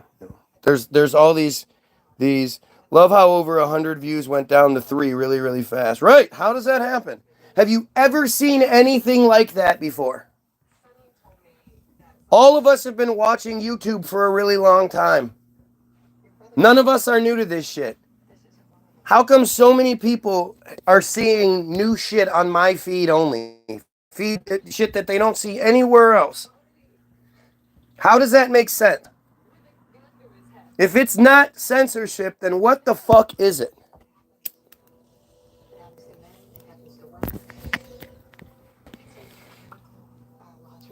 I've seen it before. I've never seen it before till Guy. Right.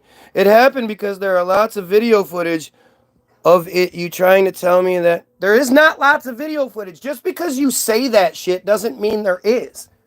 There's not lots of video footage of October 7th. There's some staged bullshit videos. You know, there's a video of the people of the supposed dance festival that was happening hours later. Hours after the initial attack, this dance festival was supposedly happening, and they never bothered to shut it down. And then you'll see like video of people running, firecrackers, gunshots going off in the background, but you don't see anything. There's literally nothing to prove the narrative. And if you believe it, you're dumb enough to probably believe 9/11 happened. You're dumb enough to believe that the greatest military force in the region, with the best security, trillions of dollars worth of security systems and iron domes and all this other shit, were foiled by some people, some peasants with hang gliders. And it was allowed to go on for hours. The thing, again, most of you don't realize. So, right around a few weeks after, I think it was November something, maybe it was a month later, after October 7th, I went to the Wikipedia page, the official Israel-Hamas War 2023 page. And I was curious as to when the page was created. Because a lot of times with these false flag bullshits, Sandy Hook, the Russian invasion, the unprovoked Russian invasion, you know, multiple examples exist of Wikipedia pages or GoFundMe pages or whatever being set up before the event took place. So I just had a hunch. And I went and I looked, and back then, it's been changed since then. You could easily go to a Wikipedia page and just click edit history and then click back a bunch of times to get to that edit. Now you can't do that anymore. But I did it, and the first edit made on that page, I don't know when it was actually created, but the first edit made on that page was made at 6:22 a.m. local time on October 7th, 2023. The interesting thing is, the attack was said to have taken place at 6:30 a.m. local time, October 7th, 2023. So somehow this completely unprovoked, completely unknown, completely surprise attack was talked about 8 minutes before it happened. It's just fucking ridiculous. And when you go and you look at what they said in that, one of the things they said was that Hamas launched 5,000 rockets within the first 20 minutes. But it all happened so fast that there's no footage of it. 5,000 rockets is 4 rockets per second. Every second for 20 minutes. It's such a stupid manufactured narrative. How could you possibly... How much do rockets cost? Hold on, Broly. You know, rockets aren't like $5 a piece. Rockets cost a lot. Think about how much fireworks cost. Multiply that by thousands to get rockets. So somehow these poor Palestinians who are in a complete blockade can't even get lumber to be brought in because the Israelis say lumber could be used against Israel. Somehow they were able to sneak in not just 5,000 rockets, but however many rocket launchers it would take to launch 4 rockets per second. Never mind just the utter stupidity of doing that to begin with. Why would anyone launch rockets into Israeli airspace knowing the Iron Dome is going to shoot down 99% of them? And Israel is then going to respond 10, 20-fold, 100-fold immediately, because for some strange reason they always seem to have all of their jets and everything's already fueled up and all these targets are already selected right in the area in which the surprise attack comes from.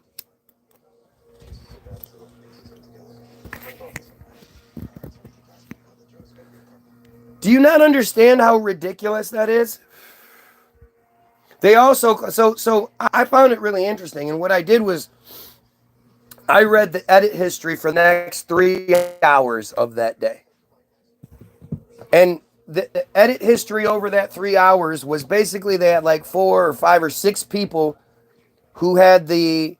See, you couldn't just edit that page. You had to have had, 80 plus edits already previously on Wikipedia to be considered by the group. There was a committee that would then, if you had the credentials, the committee would then decide whether you passed the first test, and then another committee would decide whether you could edit it. So there was no way any regular person could edit that page. But I read as like one guy seemingly was there to place the narrative, another person was there to move things around, another person was there to check the spelling. Like each person had a job. And they were basically laying out the narrative over the next few days within the first 3 hours of the event. And immediately they claimed that they had killed around 1,500 Hamas almost immediately after everything started.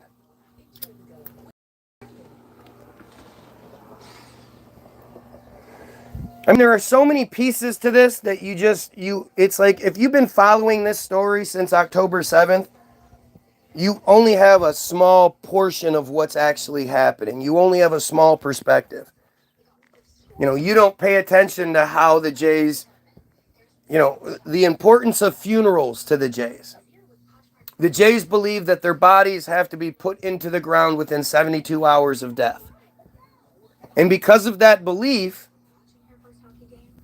you know, when they die, it trumps all protocols, you know, all investigations, all everything, so that their bullshit can be accommodated.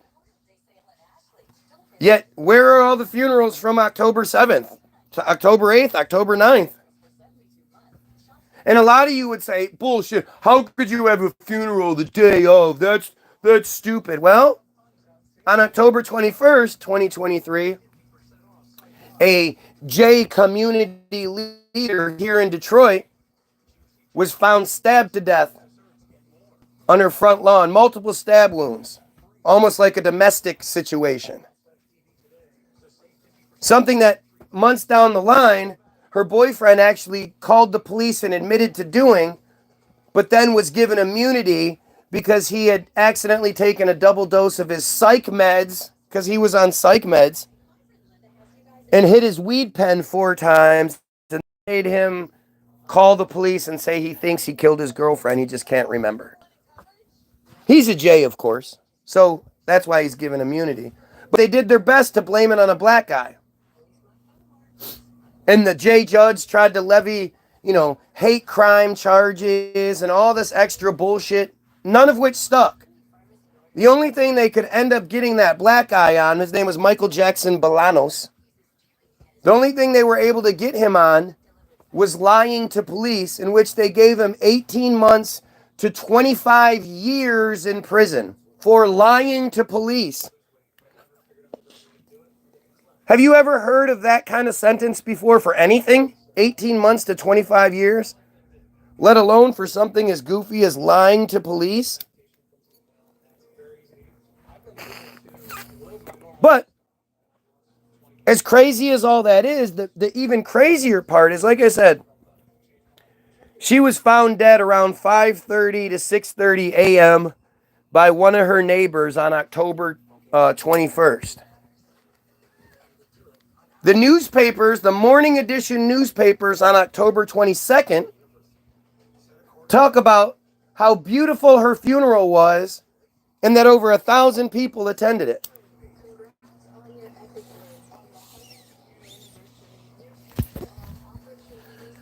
I've been asking this for months now, and no fucking entitled piece of shit seems to have an answer for it. But how do you have a funeral for someone involved in an unsolved murder within hours of that murder? How is that even possible? Isn't there an autopsy? Isn't there an investigation? Don't you have to dig the hole and set, you know, how do you get all those people, like, especially if somebody's a community leader, don't you think they're going to have lots of family and friends and relatives and shit like that, you know, all over the world, really, that would want to come to this funeral, let alone just the United States? How the fuck do you have a funeral for someone within hours of them being killed?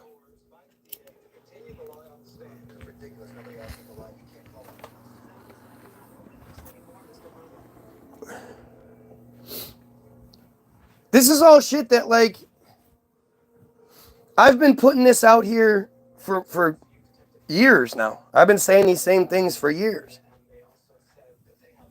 And nobody seems to have an answer.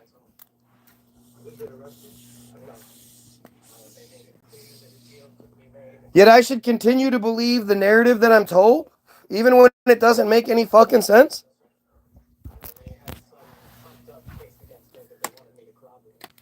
You know, I'm not unreasonable. I didn't start off this way. You know, I was in the same environment you were. I was given the same brainwashing bullshit that all of you were given growing up. I only changed my mind because I'm smart enough to. But I was given information that did not coincide with the narrative. And instead of just believing the narrative, because that's what I'm supposed to do, I ask questions. I want to know more. So why don't you? Why don't you want to know more?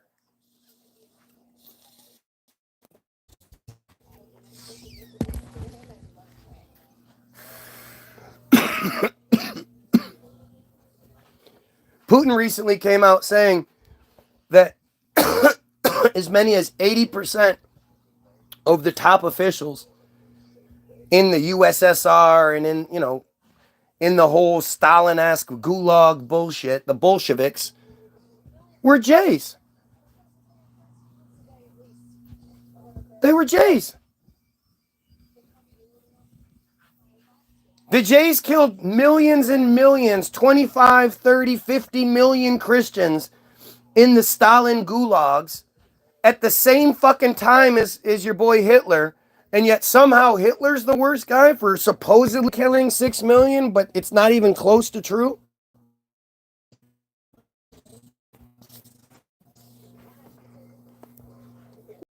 The big bad. Why isn't Leopold from the Netherlands the big bad who killed 50 million plus Africans? Why isn't Mao the big bad who killed 100 million people? Supposedly. You know, why is it only the guy that supposedly killed the Jays is the big bad?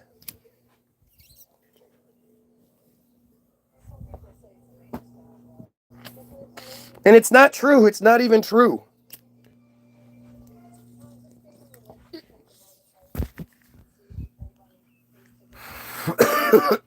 You know, this is simple, man. If you can provide me with information that validates the fucking official narrative, I'm all for it. You know, I don't want to be the bad guy. Being the bad guy sucks. I clearly have whatever it factor it takes that if I wasn't talking about these specific things, I'd probably be a decent social media personality. I'd definitely be able to make money. I definitely have my little YouTube plaque for my 100,000 subscribers. When you look at the numbers I'm capable of getting before the censorship kicks in, clearly there's something there. But it's, you know, I just can't imagine how anybody can see what's going on and not think anything of it. You know, I've been this guy since long before it was popular to be this guy. I've been calling out the Jays, not just Israel, the Jays, for well over a decade now. You know, it was a lot harder to do 8-10 years ago. But nowadays, it's easy as fuck to see who the bad guys are.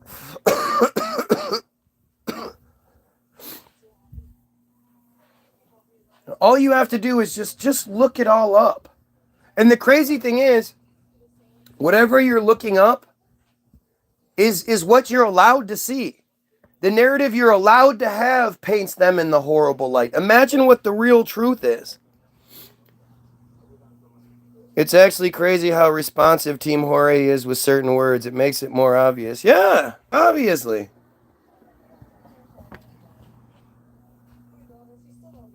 But they're too stupid to actually, like, you would think, at the very least, they would be trying to convince us that, you know, we're wrong. Here, let me show you this. Let me tell you this. They wouldn't be, you know, everything they do continue to prove the claims. You know, it's like they're just too stupid. And like I said, everything we see and hear, this is the best. This is what they want us to know. The best case scenario is this negative shit. Like that's what they've provided to us. And when you look at like Naphtali Bennett at when Wikipedia first goes online, and you have Naphtali Bennett who ends up becoming one of the 5 prime ministers that Israel had in the 3 years between 2019 just under 3 years between 2019 and 2022, just under 4 years.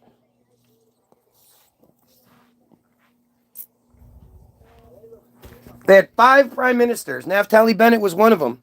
There's a video of him saying that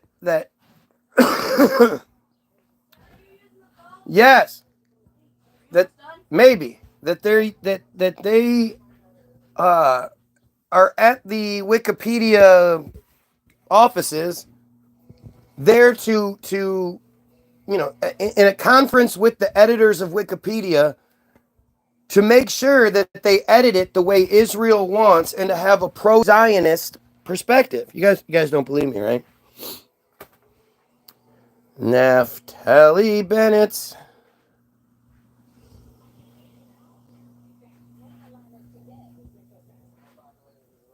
Wikipedia.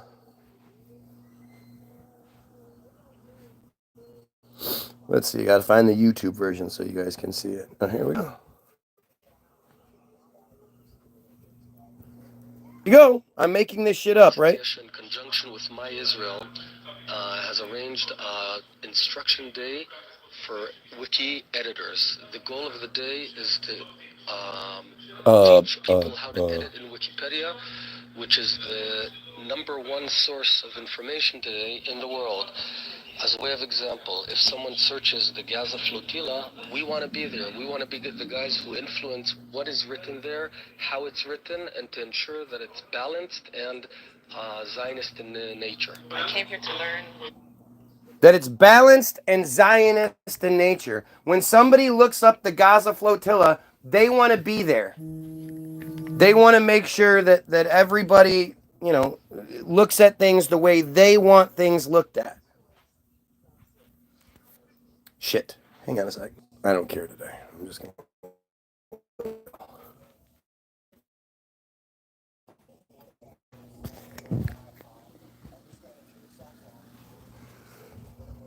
to... That's proof. That Wikipedia is the #1 source of information. They're there to train the editors how to fix things, how to write the narrative so that it has a Zionist perspective. Like what else do I need to show you guys? What else can I show you that proves, like, you guys tell me what to look at that will prove the opposite. You tell me what I should be Googling to show that Israel is the victim here and that Israel and the Jays are the good guys. And for all of you that fall for that Zionism bullshit, it's just bullshit. It's a way for them to protect themselves, to insulate themselves. And they tell you all the time, okay, no, you're misconstruing things. You're saying you're anti-Semitism, but really you're anti-Zionist. You still have to support the chosen bullshit. You still have to believe that we're superior to you. Matt brought up Team Jorge. How many of you are familiar with Team Jorge? None. Unless you've been on my feed, you are not familiar with Team Jorge, which is a shame, which is a travesty, which is just more evidence that something fucked up is going on, because Team Jorge being exposed should have been the biggest story in the world. When the story is released in February of 2023, gee, what an amazing timing, huh? And it exposes how this one Israeli black ops organization, it's just one of them. There's hundreds. Oh, starting to fuck with the feed now. Has over 30,000 profile fake bot farm troll accounts that they use to influence and manipulate. And they brag about being able to manipulate election level shit.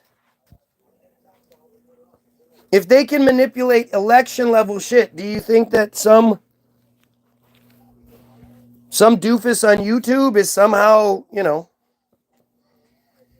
absolved of their fucking, somehow I can get away with shit? They can't fuck with my feed, but they can fuck with presidential level shit?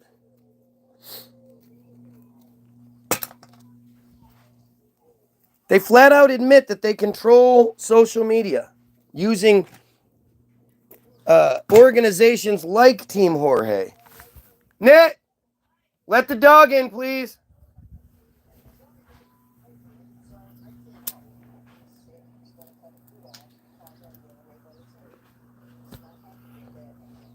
Why do you think that is? Team Jorge is I guess most of you, again, I have to prove it, I think, but okay, Google machine, Team Jorge, okay, Team Jorge, blah, blah, blah, Wikipedia. Team Jorge is the name given to an outfit of Israeli contractors specialized in the use of malign cyber activities, including hacking, sabotage, and bot farm social media disinformation campaigns to manipulate the outcomes of elections. One of their primary tools is AIM's Advanced Impact Media Solutions. The group was exposed in February 2023 after an award-winning expose. They boast of having manipulated 33, gotta love that 33, presidential elections, most of them with 27 cases where they're successful. Oh, how do you like your guys to look, that guy? Your Y-O-U-R. This intelligent person just said Y-O-U-R looking. But how do you prefer your dudes to look? Do you like your dudes clean shaven? And do you like your dudes with like shorter hair, probably whiter skin? I bet you do. How do you prefer your dudes? You like them to be all big and muscly so they can corral you in their muscly arms? Come on, that guy. Tell us how you prefer your dudes to look.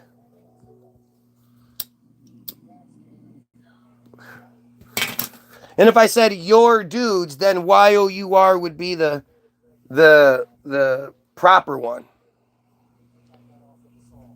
You're a gay as fuck. You're a gay as fuck. Y-O-U-R, a gay as fuck.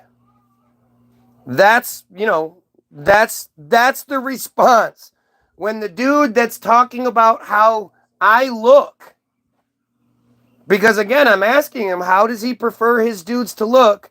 Now, you're belonging to me, a gay as fuck.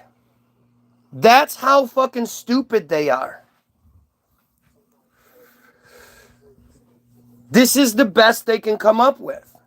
And when you see those type of typos, you can understand that this is Israeli.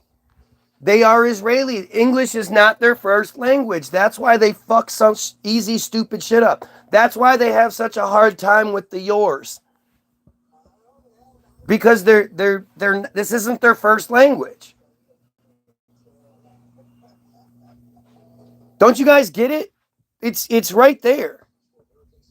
And they can't, you're a gay as fuck. Like that, again, that's somebody who doesn't even speak English properly trying to rip when obviously they're fucking stupid. Yeah, exactly. You can explain it to them over and over again.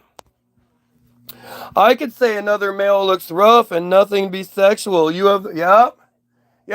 Instead of coming in and condemning the genocide, instead of coming in and condemning the pedophilia and all that stuff, your very first comment is how I look. But hey, it has nothing to do with your fucking weird sexuality that you have in the closet. Gotcha. Especially when you realize these Jays are so closet gay, closet homosexuals. It's crazy. But he's too stupid. And then he wants you to believe that he's an American. No, he's not. If he is, he's even dumber, but he's not. That's, again, just look at the mistakes made. Look at the basic English 3rd grade kind of bullshit mistakes made. And it's funny how they all seem to make the same mistake, like they're part of some sort of Team Jorge-esque group.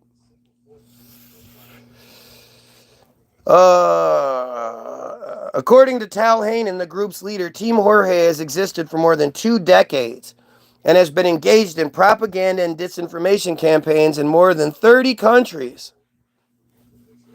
However, the first documented activity dates back to 2015. Their services have been available to government intelligence agencies, political campaigns, and private companies that wish to covertly manipulate public opinion.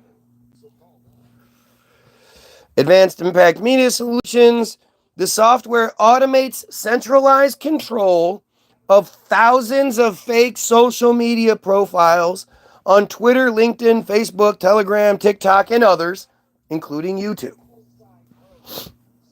The group also employs hacking techniques to brute force accounts of potential victims. What's up, India? How do you like the fact that Israel is trying to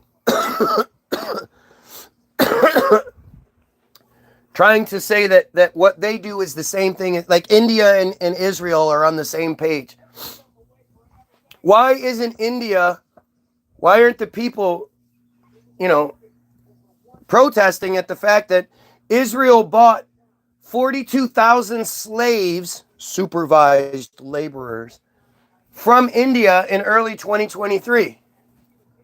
38,000 earmarked for construction jobs, 4,000 earmarked for elderly care, because even the Jays don't want to take care of their own. And these are the jobs that the Palestinians had. This is one of the main reasons why in like April or May, maybe June of 2023, I told you guys multiple times, if Israel doesn't do some sort of false flag attack and then create genocide by December of 2023, that I'll quit doing everything. I'll stop. I was wrong. It wasn't as late as December. It happened in October. But I predicted it. I told you guys it was going to happen, and it was no sort of psychic anything. It was because the information was there.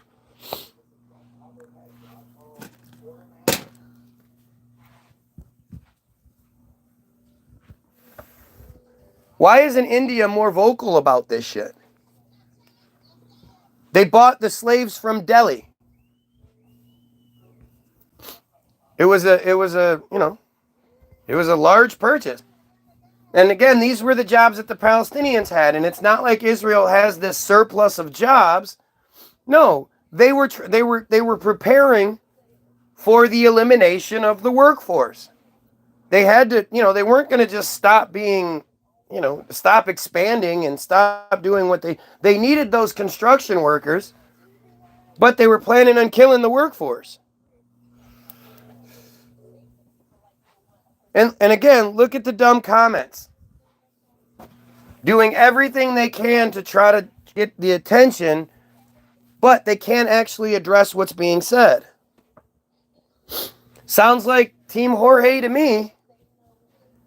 Thousands of automates the centralized control of thousands of fake social media profiles.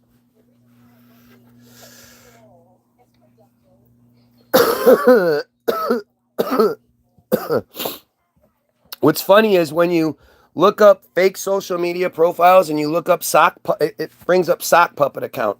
A sock puppet account is a false online identity used for deceptive purposes. The term originally refers to a hand puppet. Sock puppets include online identities created to praise, defend, or support a person or organization to manipulate public opinion or to circumvent restrictions such as viewing a social media account that a user is blocked from. Sock puppets are unwelcomed in many online communities.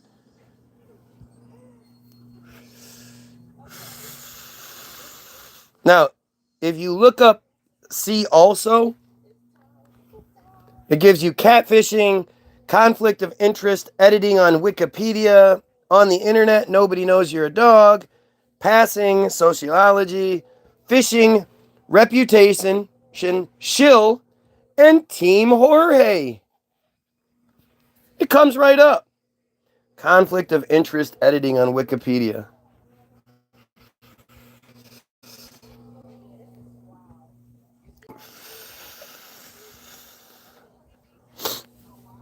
Shill. What does it say for shill? A shill, also called a plant or a stooge, is a person who publicly helps or gives credibility to a person or organization without disclosing that they have a close relationship with said person or organization or have been paid to do so. Shills can carry out their operations in areas of media, journalism, marketing, politics, sports, confidence games, cryptocurrency, and other business areas. A shill may also act to discredit opponents or critics of the person or organization in which they have a vested interest. In most cases, shill refers to someone who purposefully gives onlookers, participants, or marks the impression of an enthusiastic customer independent of the seller, marketing, or con artist from whom they are secretly working for. The person or group in league with the shills relies on crowd psychology to encourage other onlookers or audience members to do business with the seller or accept the ideas they are promoting. Shills may be employed by salespeople or professional marketing campaigns. Plant and stooge are more commonly referred to a person who is secretly in league with another person or outside organization while pretending to be neutral or part of the organization in which they are planted, such as a magician's audience, a political party, or an intelligence organization. See double agent. Shilling is illegal in many circumstances and under many jurisdictions because of the potential for fraud and damage. However, if a shill does not place uninformed parties at a risk of a loss, the shill's actions may be legal. For example, a person planted in an audience to laugh and applaud when desired, or to participate in onstage activities as a random member of the audience is a legal type of shill.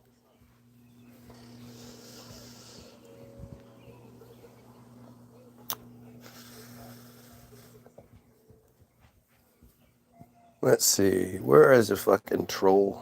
Let's see. Well, here, let's look up Tal Hanen for you guys. So, interesting how this has just been completely wiped out. Tal Hanen, also known by his codename Jorge, is an Israeli businessman and former special forces operator who has been involved in disinformation campaigns in order to manipulate elections in several countries. Hanen's organization, Team Jorge, has, for instance, attempted to influence the 2015 Nigerian general election in collaboration with Cambridge Analytica. The group operated software called AIMS for creating fake online accounts on social media networks and using them to spread fake news. Troll farm. There we go. A troll farm, because when it says, when you look up Tal Hanen, the only thing that comes up when you look up see also is troll farm. A troll farm or troll factory is an institutionalized group of internet trolls that seeks to interfere in political opinions and decision making. A 2017 report from Freedom House showed that 30 governments worldwide out of the 65 covered by the study paid keyboard armies to spread propaganda and attack critics.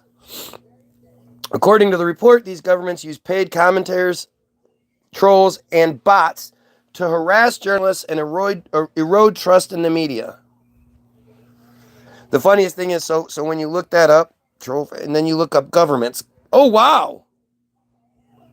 They actually, holy shit! So, within the last, 2 weeks, 3 weeks, this has been edited. Because when you used to look up governments involved in It didn't say Israel.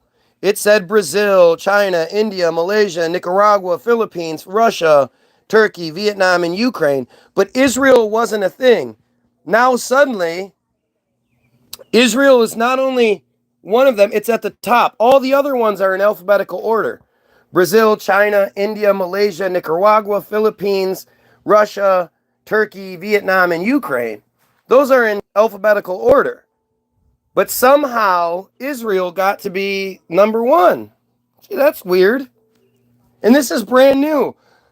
A global influence campaign funded by the Israeli government has had a $1.1 million budget in 2018. So this is a brand new fucking entry onto this page, and yet they're quoting 7 years ago? 2018, they had a $1.1 million budget, which is just laughable. Why are we only talking about 2018? act.il says it has offices in 3 countries and an online army of more than 15,000. So this is act.il. This isn't Team Jorge. This is a different Israeli operation that claims to have 15,000 troll profiles. In its annual report from January, act.il says its goal is to influence... Sorry.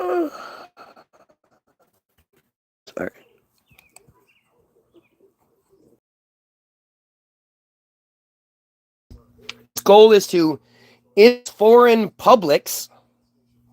What the fuck does that mean? Influence foreign publics and battle BDS, the boycott, divestment, and sanctions movement for Palestinian rights. The app directs comments towards news websites in support of Israeli wars and racism while attacking Palestinians and solidarity campaigns. I cannot believe this is on here. This is fucking wild. Someone came in and put this in here right at the top. I'm telling you, I looked this shit up like 2-3 weeks ago. Maybe less. Did something very similar to this. Looked up Troll Farm, looked up all this shit, and went to make the point. I was actually going to make the point that Israel wasn't even mentioned, even though Tal Hanen bragged about having 30,000 bots at his disposal. The rest of these talk about how Brazil created troll farms to promote and attack government policies and attack and harass rivals.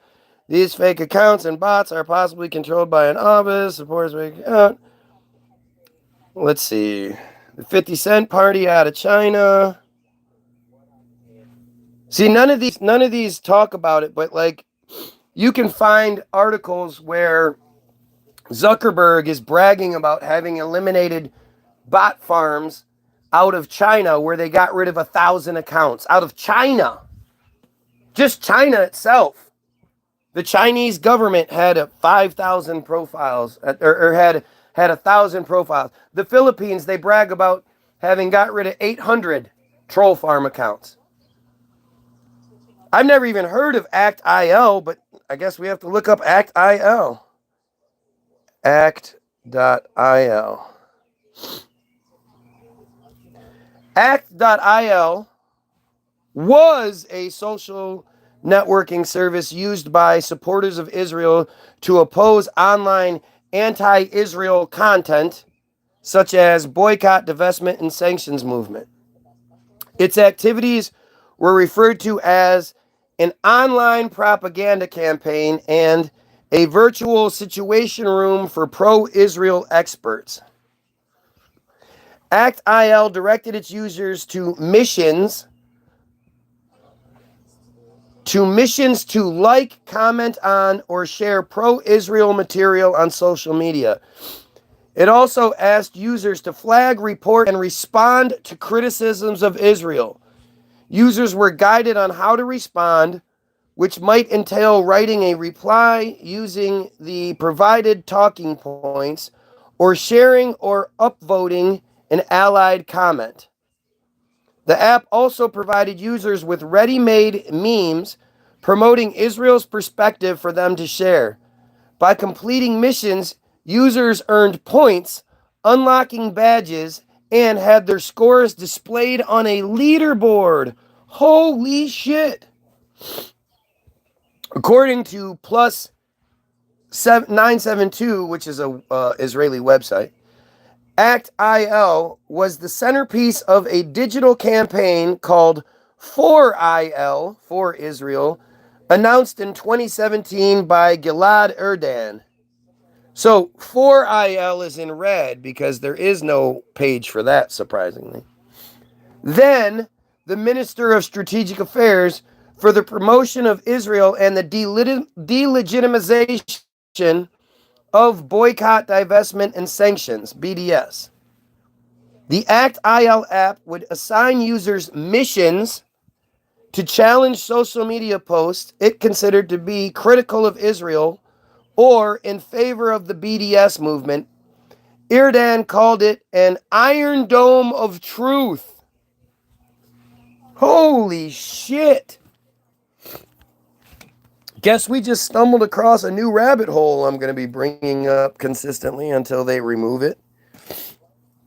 It'll be interesting to see how this changes in the next couple weeks, especially now that I've stumbled across it.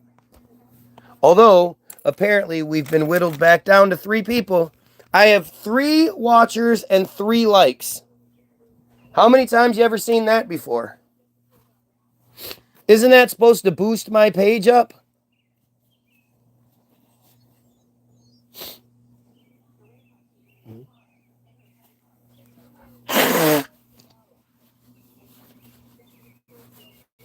Me doing my lines.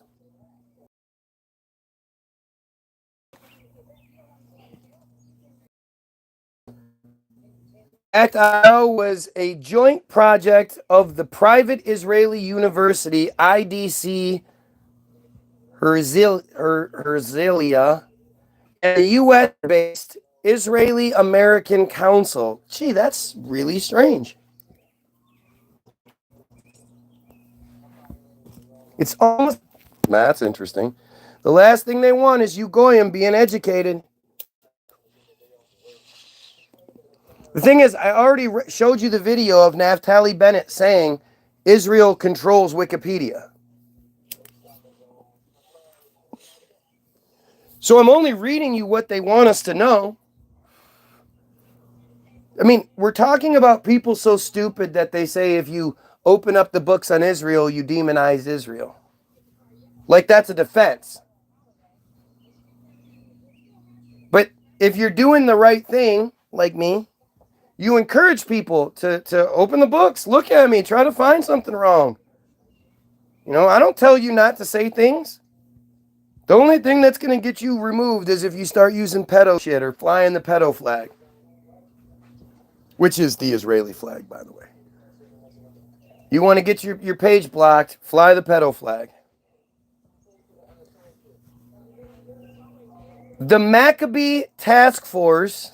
Oh my God.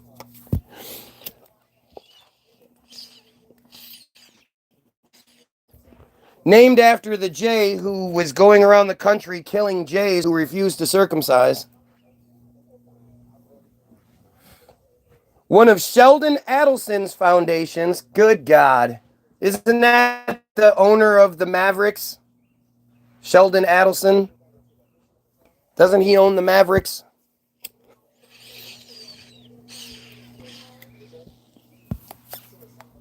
Among many other things.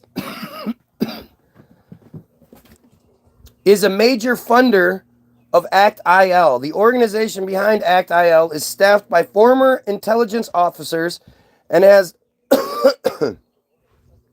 a collegial relationship with the Israeli intelligence community. It had a close relationship with Israel's Ministry of Strategic Affairs, which combats the BDS movement, which it views as a threat. Exactly. According to Mondo Weiss, an email sent in March 2022 to the app's users announced that the app will be shut down, but the user should continue to interact with act.il's content on its other social media platforms. That's it. See also Hasbara, Megaphone Desktop Tool, Internet Activism. What's Hasbara? Public Diplomacy of Israel. The Public Diplomacy of Israel, or Hasbara. Why do you think they have all of these like multiple names and shit for each thing? It's to create confusion. It's to make it harder for you to figure out what's going on. You know, if you hear Hasbara, you're not going to immediately think, oh, that must be Israeli. If anything, it sounds like Hezbollah. You're going to think it's something else. The Public Diplomacy of Israel, or Hasbara, includes mass communication and individual interactions with foreign nationals through social and traditional media, as well as cultural diplomacy. Organizations involved include the IDF Spokesperson Unit, Prime Minister's Office, and Ministry of Foreign Affairs, with pro-Israeli civil society organizations. Historically, these efforts have evolved from being called propaganda by early Zionists when the term was considered neutral, with Theodor Herzl advocating such activities in 1899.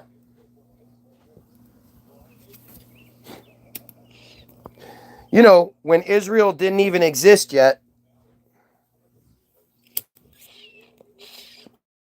Years before Israel existed. To the more contemporary Hebrew term, Hasbara, introduced by, well, because Hebrew didn't exist in 1899. Hebrew was invented shortly thereafter, or right around that time, by Neshum Sokolau, which translates roughly to explaining. This communicative strategy seeks to justify actions and is considered reactive and event-driven. Characteristics. Different terms have been used to describe Israel's and other actors' efforts to reach audiences abroad. Hasbara was formally introduced to the Zionist vocabulary by Nahum Sokolow. Hasbara has no direct English translation, but roughly means explaining. It is a communicative strategy that seeks to explain actions whether or not they are justified. As it focuses on providing explanations about one's actions, Hasbara has also been called a reactive and event-driven approach. Most early practitioners of what became known as Hasbara were Arabic-speaking Jays who published papers in Arabic to explain Zionism's goals to Arabs.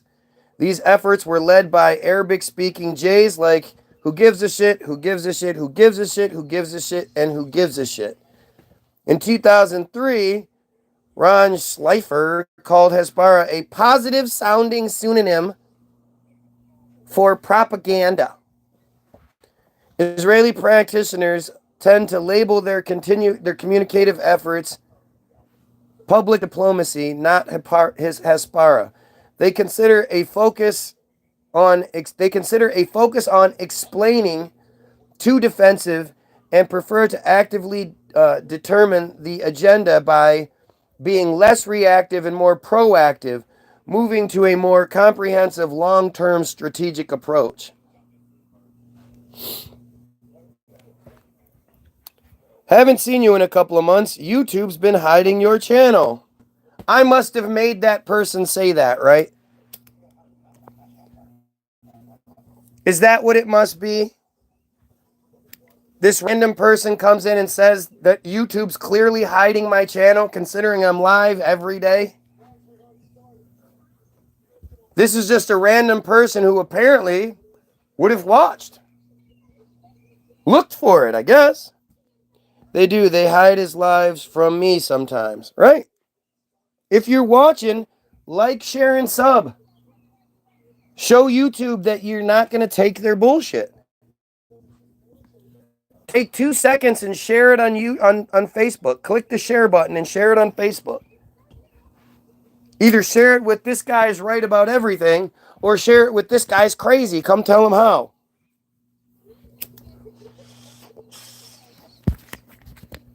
I'm too lazy to look. Sure. Because he speaks out against those very controllers.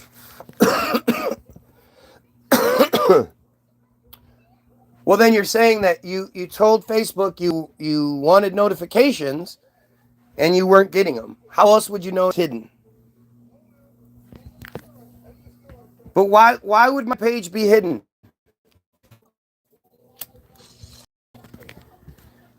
You know, if rap videos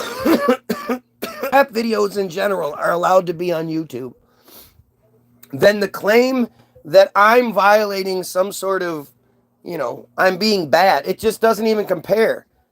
I don't have bitches with their asses out and their titties flopping around. I'm not talking about nigga, shoot, nigga, kill, bitches, hoes, nigga, shoot. If you compare my feed to your average rap video, I got nothing on it.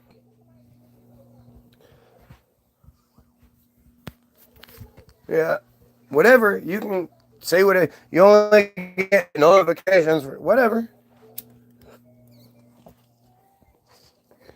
Maybe you fucked up and said the truth for a minute there, but it's the truth. My shit is hidden from you. Why? Why is my shit hidden? Who's doing it?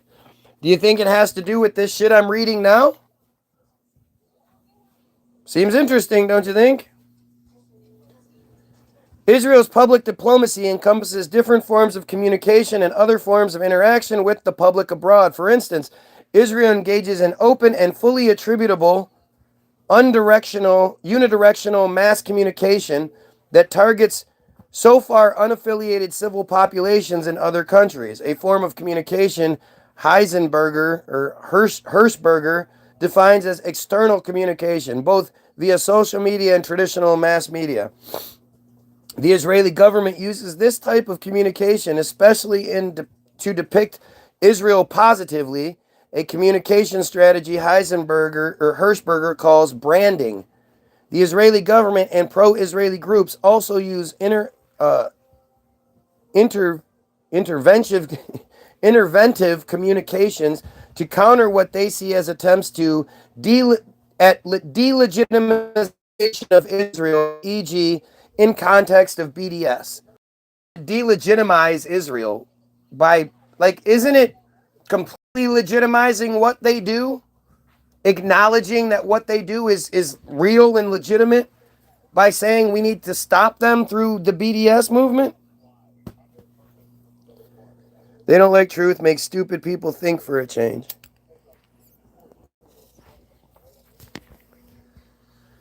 Yeah, I mean, yeah. But they only don't like certain truth, like real truth. The truth that they provide you, they love that you see that.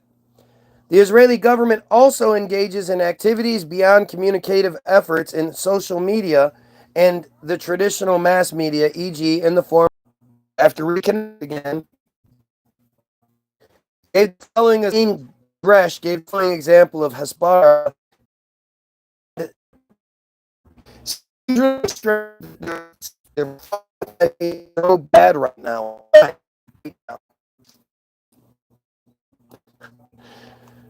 Make this make sense, people. Messing with the stream so we can't hear. Wow, exactly. Why? I'm literally reading you what they want us to know. Can't get any more obvious. I agree.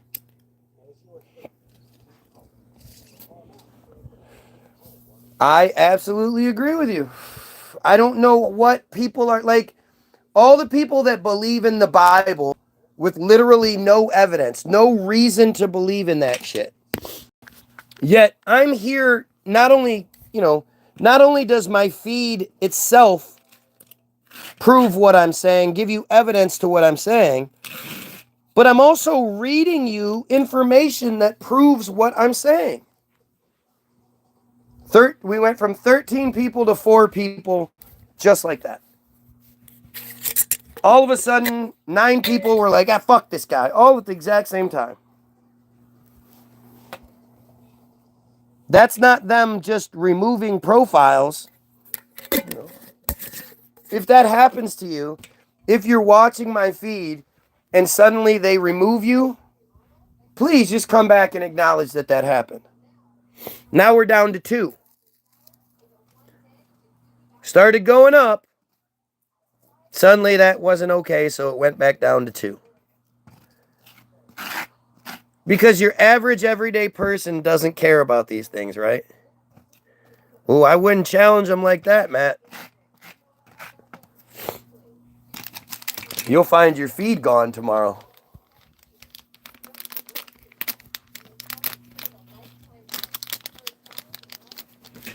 I mean, seriously, all of the people that are here, you tell me somebody else that you've seen that this kind of shit happens to. Just make it make sense. You know? Everything I'm wrong about shouldn't be so difficult to communicate. Well, physically, maybe that's not what I'm saying, but yeah, I'm a human who cares about other humans. Sorry, the J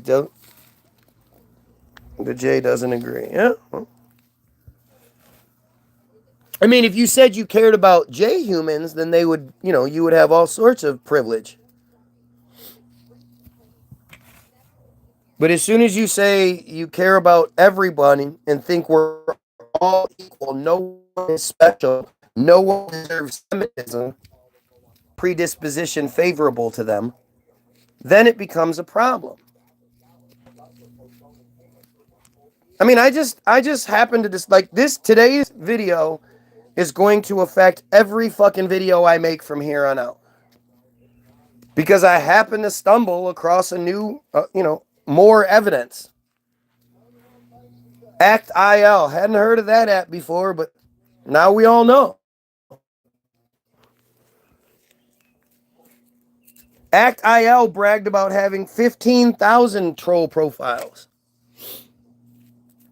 So now we're at 45,000 troll profiles based off of 2 Israeli organizations. And yet Zuckerberg never seems to find any problem with those.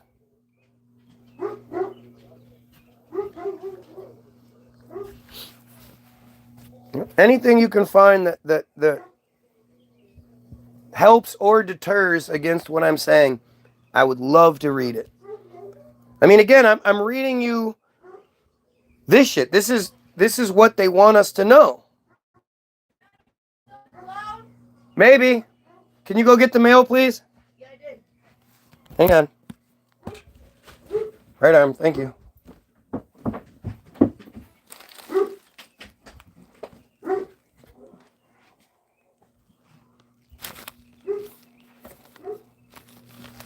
Ooh la la. Ooh la la. As rockets traced white lines across the night sky on New Year's Eve last year, Colonel Oliver Rafowitz, that's a J name, right? Gave vent to his outrage on the news. For those wondering why Israel has to eliminate Hamas, here's your answer. Hamas terrorists are indiscriminately bombing Israeli cities on the stroke of midnight as we begin the new year. So it's always strange to me how they do this. Like, they're saying that it's horrible to indiscriminately bomb Israeli cities. But if Israelis indiscriminately bomb anyone else, that's okay. That's just in response. I would love to see the video of this supposed attack that I guarantee hit nothing.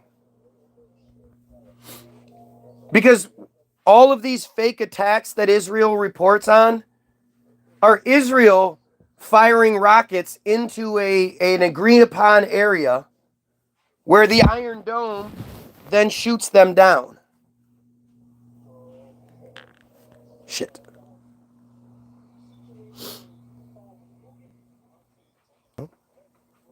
That's why they have a 99% success rate.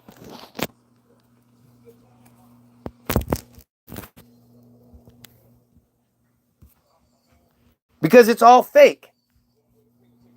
Nobody in their right fucking mind, no Palestinian, no guy, no one, no opposition to Israel at this point would be dumb enough to fire rockets indiscriminately into Israeli airspace, only so they could be shot down, and then Israel will attack wherever they say the rockets came from, 10, 20-fold. You're not going to have any success in your rocket attacks, and you're only going to give Israel the excuse they're looking for. No one is doing that.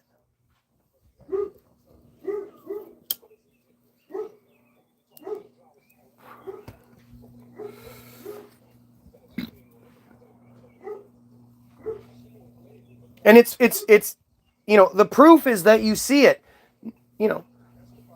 Israel is the one that provides all the information. Israel is the one that says the attack took place and gives all the parameters and all that bullshit. It's all Israel.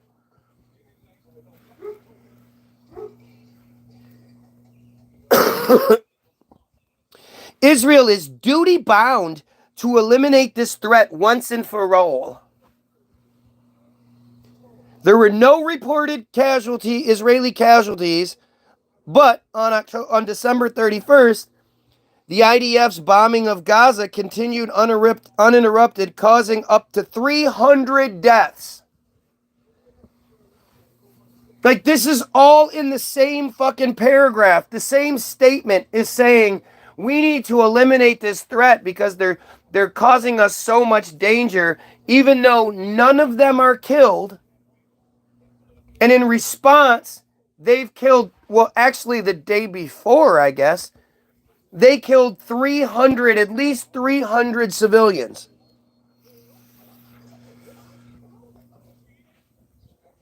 Bombing uninterrupted, causing up to 300 deaths, just like any other day. A few days later, the total number of neutralized Palestinians, at least a third of them children, passed 22,000.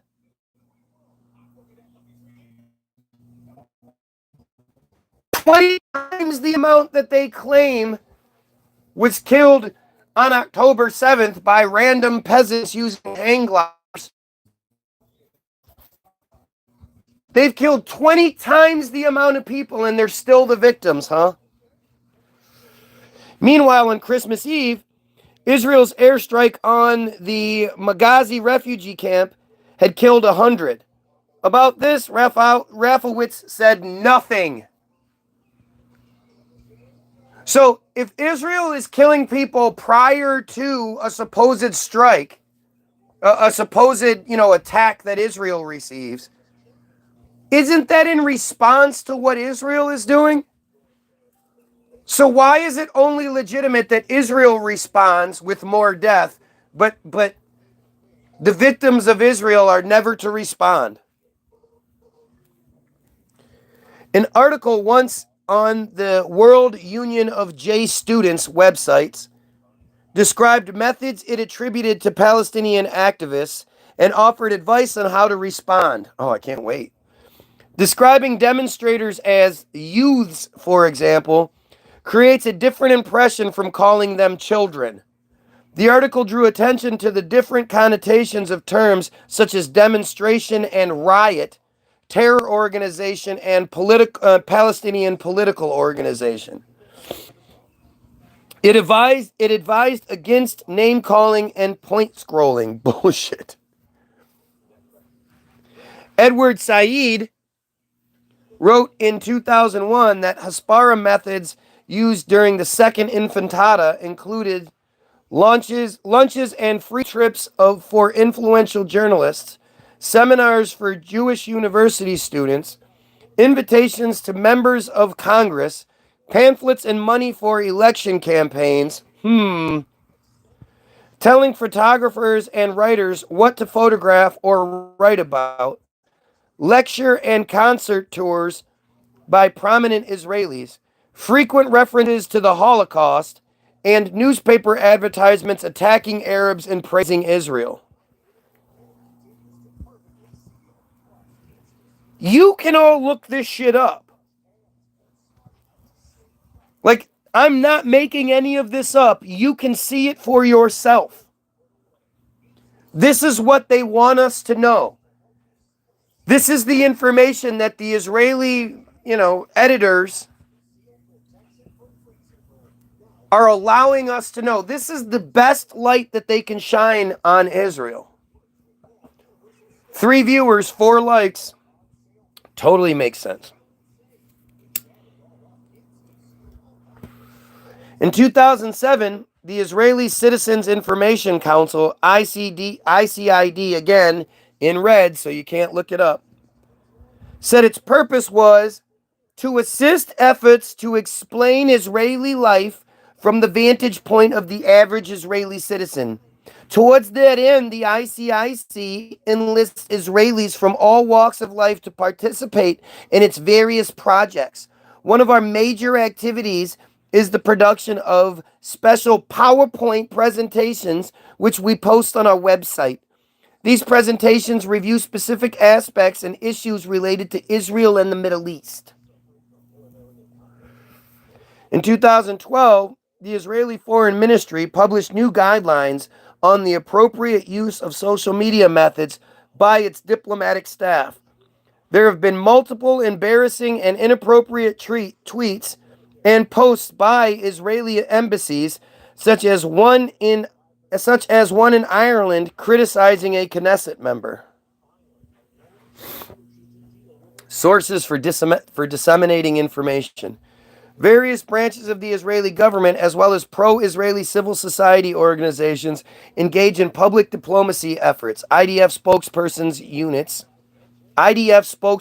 unit, the spokespersons unit of the Israeli Defense Force, IDF, plays a central role in the Israeli government's public diplomacy.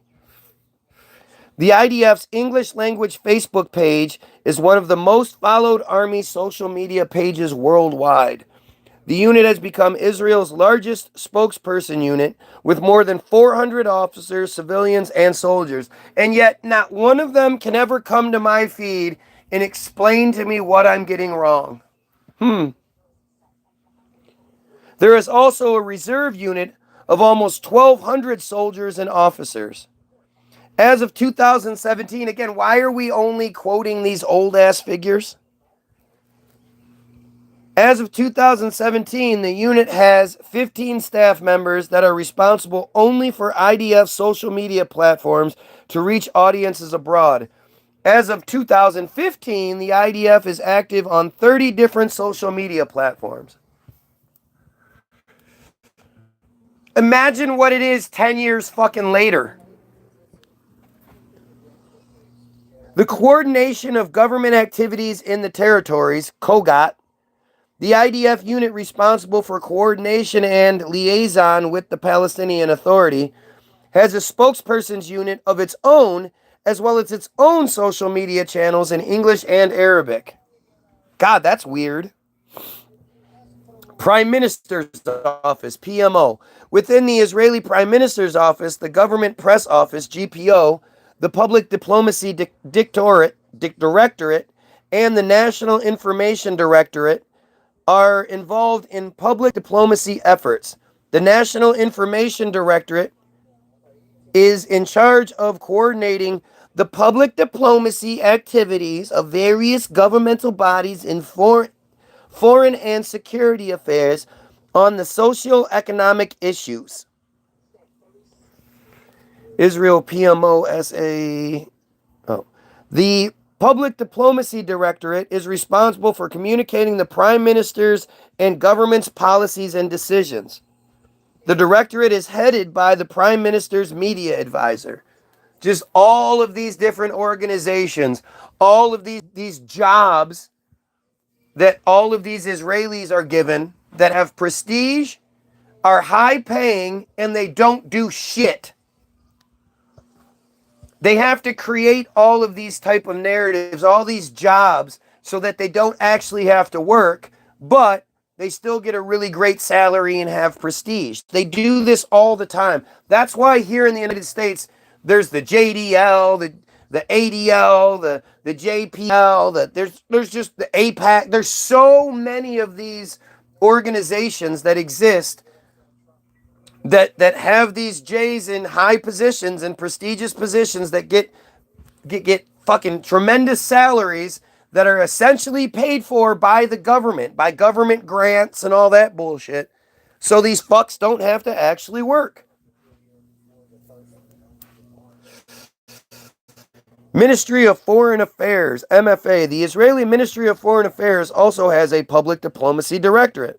The directorate consists of the Media and Public Affairs Division, the Division for Cultural Affairs and Scientific Cooperation, and the Bureau for Religious Affairs and Relations with the Jewish diaspora, which is the Jays that are outside of Israel, the diaspora. The Media and Public Affairs Division comprises one department in charge of branding, a department in charge of collecting information, producing visual media content such as videos, and drafting policy papers for briefing Israeli missions all around the world, as well as the Spokesperson Bureau, which is in charge of the relationship with the press. Furthermore, the division also has an academic department and a small department dealing with issues of civil society affairs, especially the battle against BDS. Again, is this all from 2017? Are the comments gone again? I'm not really sure. Every time the comments stop, I always think they must be shut down, but I could be wrong. Finally, the ministry also has a digital diplomacy department, which is in charge of all digital channels of the ministry. Pro-Israeli civil society organizations. Various civil society organizations and initiatives from Israel and abroad support Israeli public diplomacy affairs. Prominent examples are Stand With Us, the American Israel Public Affairs Committee, or APAC, the Washington Institute for Near East Policy, WINEP, the Anti-Defamation League, the ADL, Christians United for Israel, CUFI, the Israel on Campus Coalition, the AMCHA Initiative, and the David Project. It's a lot of shit.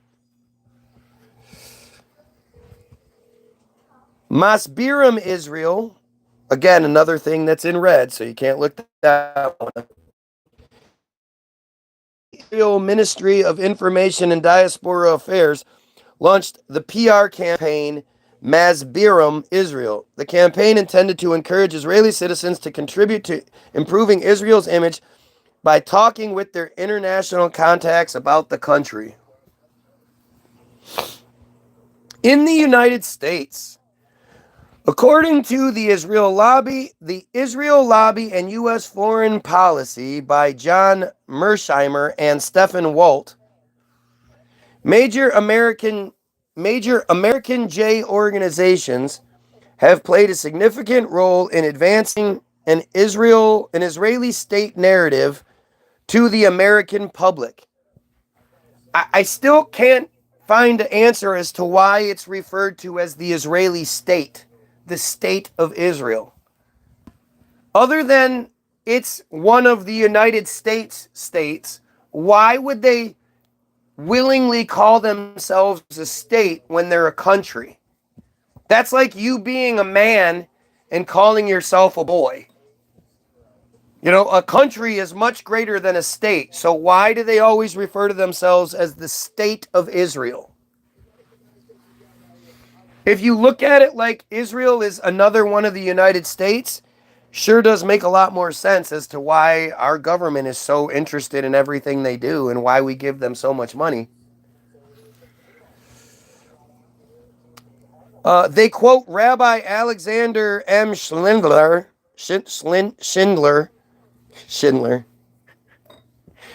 Schindler's List, huh? But this is Rabbi Schindler. Gotcha. former chair of the Conference of Presidents of Major American J Organizations. How many different organizations have I named off? All of which have their membership paid for by the United States government or by Israel, which is given $3.8 billion a year by the United States as a base, as the lowest level money that they're going to get is $3.8 billion or 15 billion shekels. Quoted the organization saying, the President's Conference and its members have been instruments of official governmental Israeli policy. Aren't they United States organizations? See, one of those things that's in the working definition of anti-Semitism is if you suggest that Jays are more loyal to Israel than the United States. Gee, I wonder why. I wonder why anything that's associated with them or outing them, or truthful, whatever, is constantly considered anti-Semitism and you shouldn't even say it. You shouldn't even talk about it. If you have questions or concerns, don't ask them. Just shut up and believe what we tell you.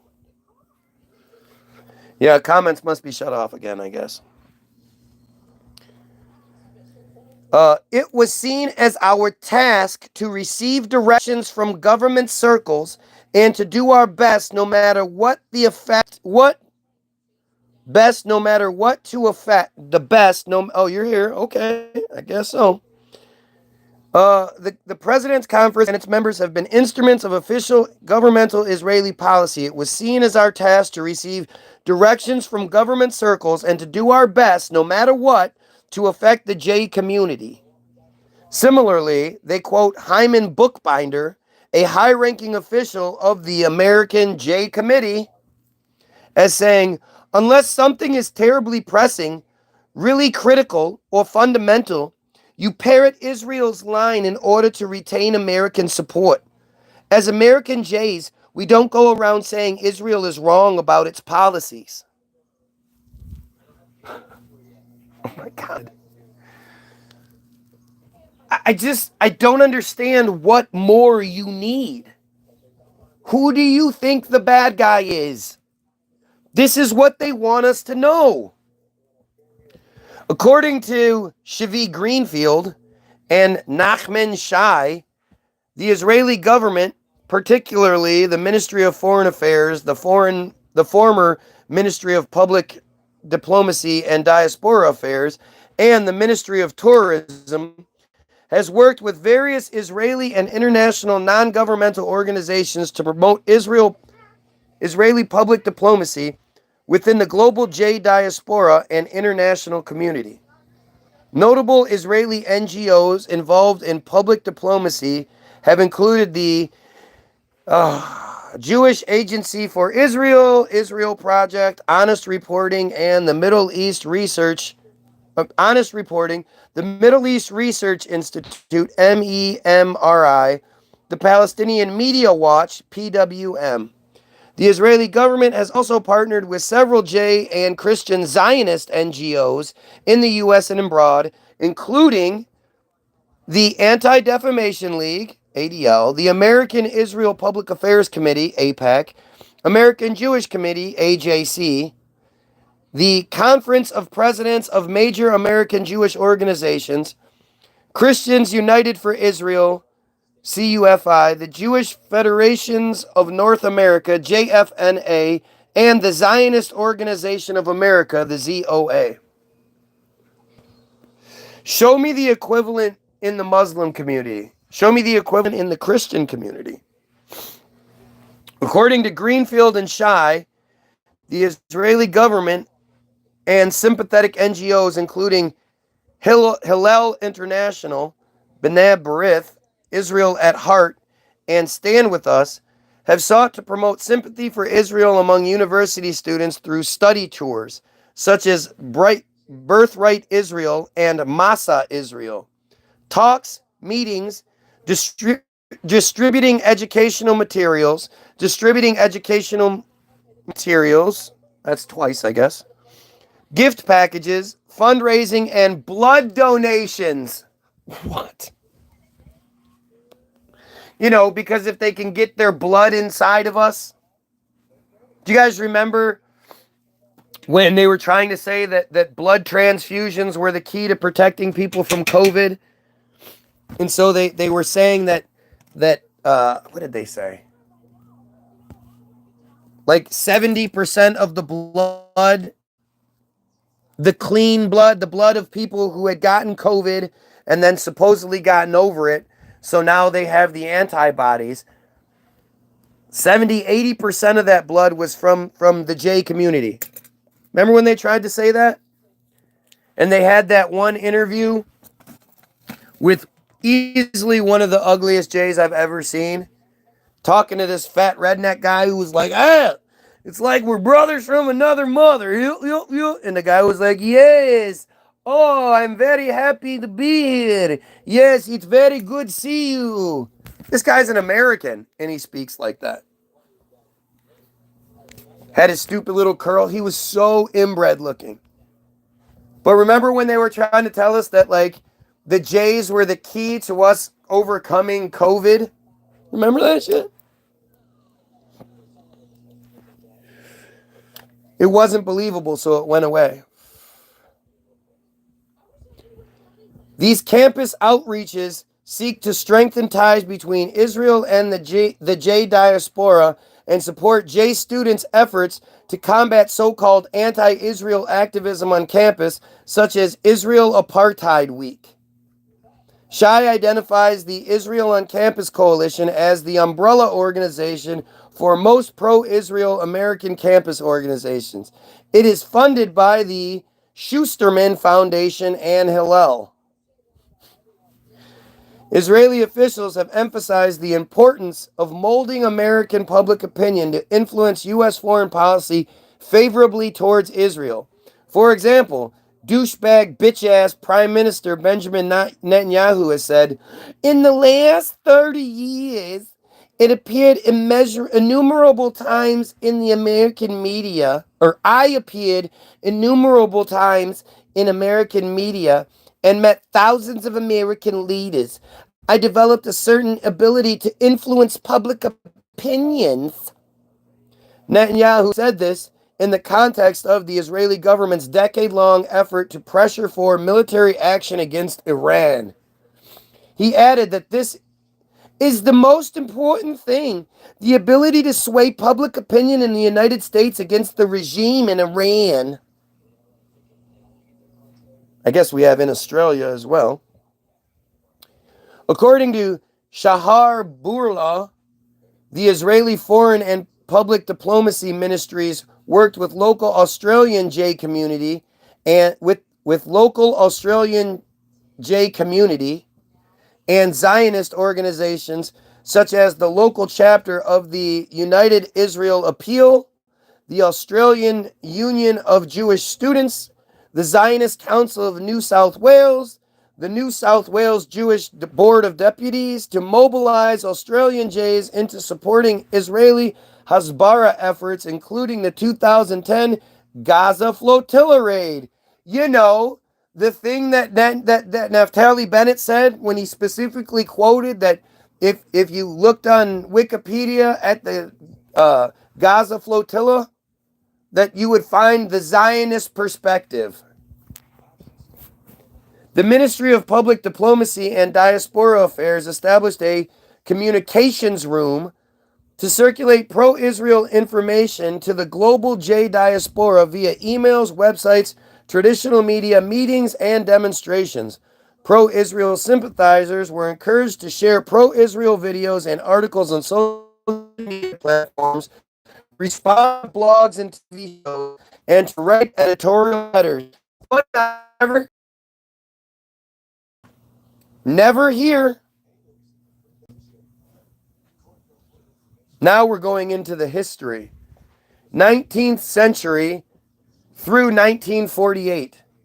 Among early Zionists, it was common to label communicative efforts propaganda. Theodor Herzl used the term at the Third Zionist Congress in 1899, where he asked fellow Zionists in the audience to engage in propaganda. At the time, the term propaganda was considered neutral. The term is now pejorative. Propaganda is now typically used for official government statements or by critics of pro-Israeli advocacy groups to portray the communication as misleading and manipulative. They're messing with your audio. Yeah, no shit. The last thing they want is for people to know this shit. To know it's okay for us to talk about it and reject it. You're supposed to look it up by yourself. Maybe you stumble across it, and then you're by yourself. So you're like, oh my God, I can't believe this. Does anybody see this? And you feel alone, and you feel overwhelmed by the insane numbers and the insane action that they do. You're supposed to read this and feel like there's no other option. You're completely overwhelmed. They're going to win. The last thing they want is someone like me reading it and showing you guys and acknowledging how ridiculous it is and calling upon you to fight it. Or calling out the dumbass hypocrisy and all the fake statements they say. Again, if they're so proud of themselves, why do they never fucking say anything?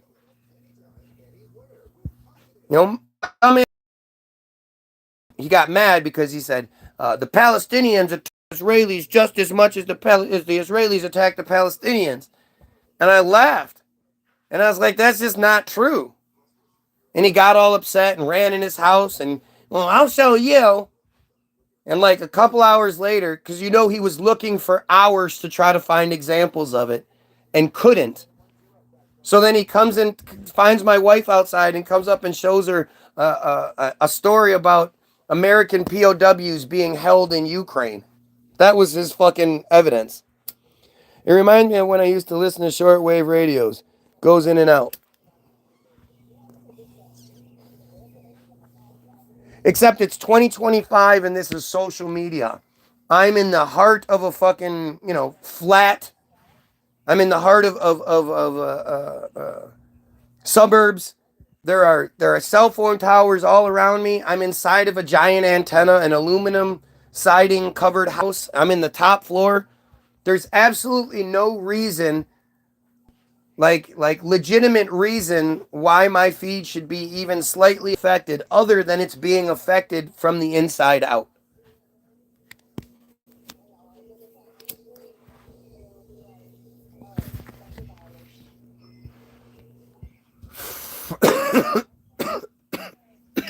But what you guys are hearing is like 8 to 10 seconds behind what I'm actually saying. So anytime they don't want you guys to hear something, they just drop the audio. They hear it before you do, so they drop the audio.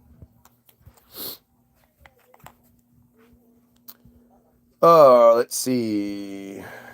The propaganda wing of the Irgun was a substantial portion of the organization. And that's it. That's all we're going to learn about that. From 1970 to 1999. So never mind between 1948 and 1970.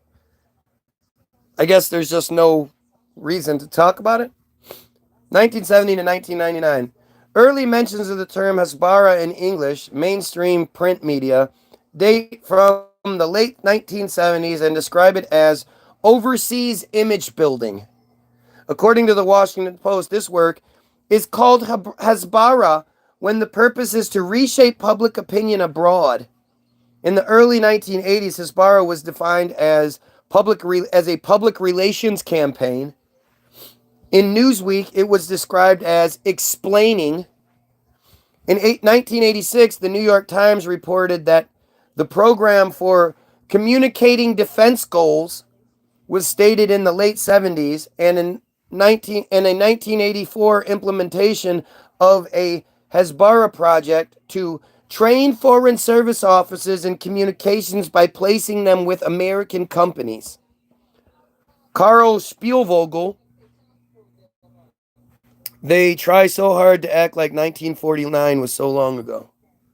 Well, they just deny it, 1948, but they deny it. They deny that anything happened. These idiots say that there was no Palestine. They act like Palestine wasn't this thriving community prior to their fucking takeover. Like, it's just the stupidity that these fucking inbred fucks run with is just embarrassing. Karl Spielvogel, chairman of Backer and Spielvogel, traveled to Israel to advise the government on communicating its defense goals. The trip led to the Hasbara Project, an internship program established to train foreign service officers in communications by placing them with American companies. Gosh, they're just copy and pasting things now. Shmuel Katz's book, Battleground, Fact and Fantasy in Palestine, published in 1973, was described as an encyclopedic sourcebook for those involved in Israel's Hasbara efforts by Moshe Phillips and National Director of Herut North America's U.S. section. In 1977, Prime Minister Menachem Begin named Katz advisor to the Prime Minister of Information Abroad. In May 1992, the Jerusalem Post reported that American J leaders hardly reacted to news that Foreign Ministry's Hasbara department would be eliminated as part of a sweeping reorganization of the ministry. Malcolm Hoenlein noted there had been talk of streamlining the ministry's Hasbara functions for some time. He said that merging the Hasbara department's functions with those of the press department did not portend any downgrading in the priority. The Likud government gives to Hasbara abroad. That's Netanyahu, the Likud party. Abe Foxman reacted similarly, saying he was not distressed or disturbed, and noted that disseminating Hasbara has always been the responsibility of every foreign ministry staff officer, especially those working abroad. If eliminating one department means everyone will assume greater responsibility for his or her own efforts in distributing Hasbara, then he is all in favor. It also reported that personnel in foreign Hasbara departments would be shifted to press departments, which is where much of the work currently done by Hasbara officials properly belongs. He explained that Israel's efforts to provide Hasbara abroad would focus on media communications, controlling the fucking media. What else do you guys need to hear? 2000 to 2005. In 2001, Shmuel Katz published a retrospective of Israeli Hasbara efforts and said that Hasbara must be tackled not by occasional sudden sallies, but by a separate permanent department in the government. Sharon did increase Hasbara efforts, but did not create a cabinet-level ministry for that purpose. Also in 2001, the Israeli Foreign Affairs Ministry, the diplomatic arm of the government of Israel, was a co-sponsor of the Hasbara Fellowship's activities in Aish HaTorah. In 2002, the Israeli State Comptroller's Office issued so they have a state comptroller? Isn't that what all the states in the United States have, is a state comptroller?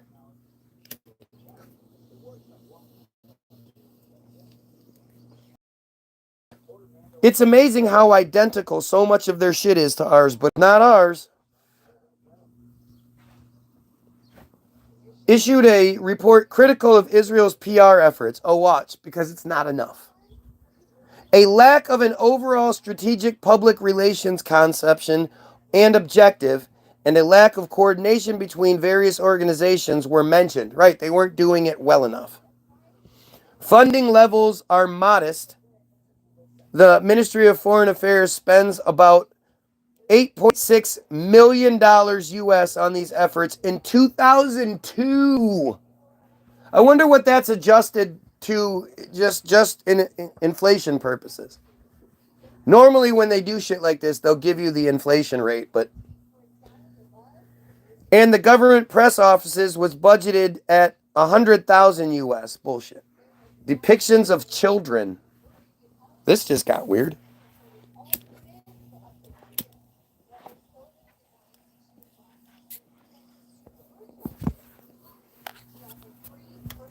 In 2002, during the Second Intifada, the Israeli military used an image of a Palestinian toddler dressed as a suicide bomber as part of its diplomacy.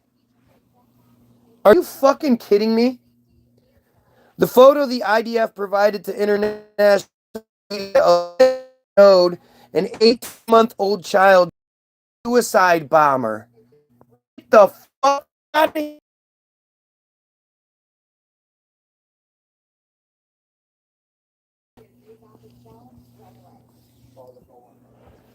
You know, it's like, how else do you say you're openly using fake propaganda? The BBC published the photo, but said there was no independent confirmation of the authenticity of the photograph. So why did they fucking publish it? There's no reason why the BBC should be publishing such a controversial, fucking misleading photograph if it's not been independently confirmed. How many people do you think saw that photograph and were like, oh, is this independently confirmed?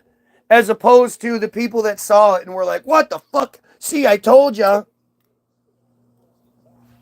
Look, we got up to 10. Let's see if we can get one last surge. If you're watching, like, share, and sub, man. Help out. Show the system that you don't take their bullshit.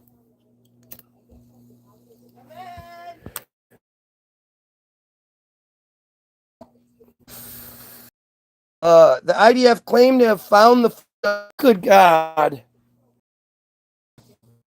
And now they just did it again. Do you not... They're doing this on purpose? They're doing this to show that they're doing it at this point? I'm talking about what they're doing when they do it? Come on. Or it just happens. It's just coincidence. I'm just a psychic like that, huh?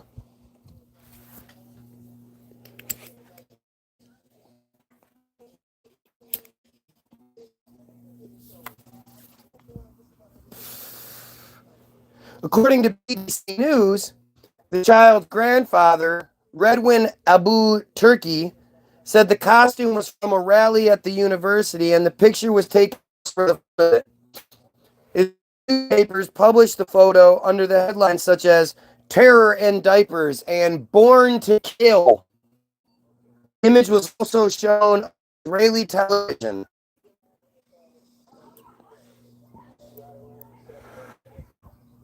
Talk about just fucking stupid and man.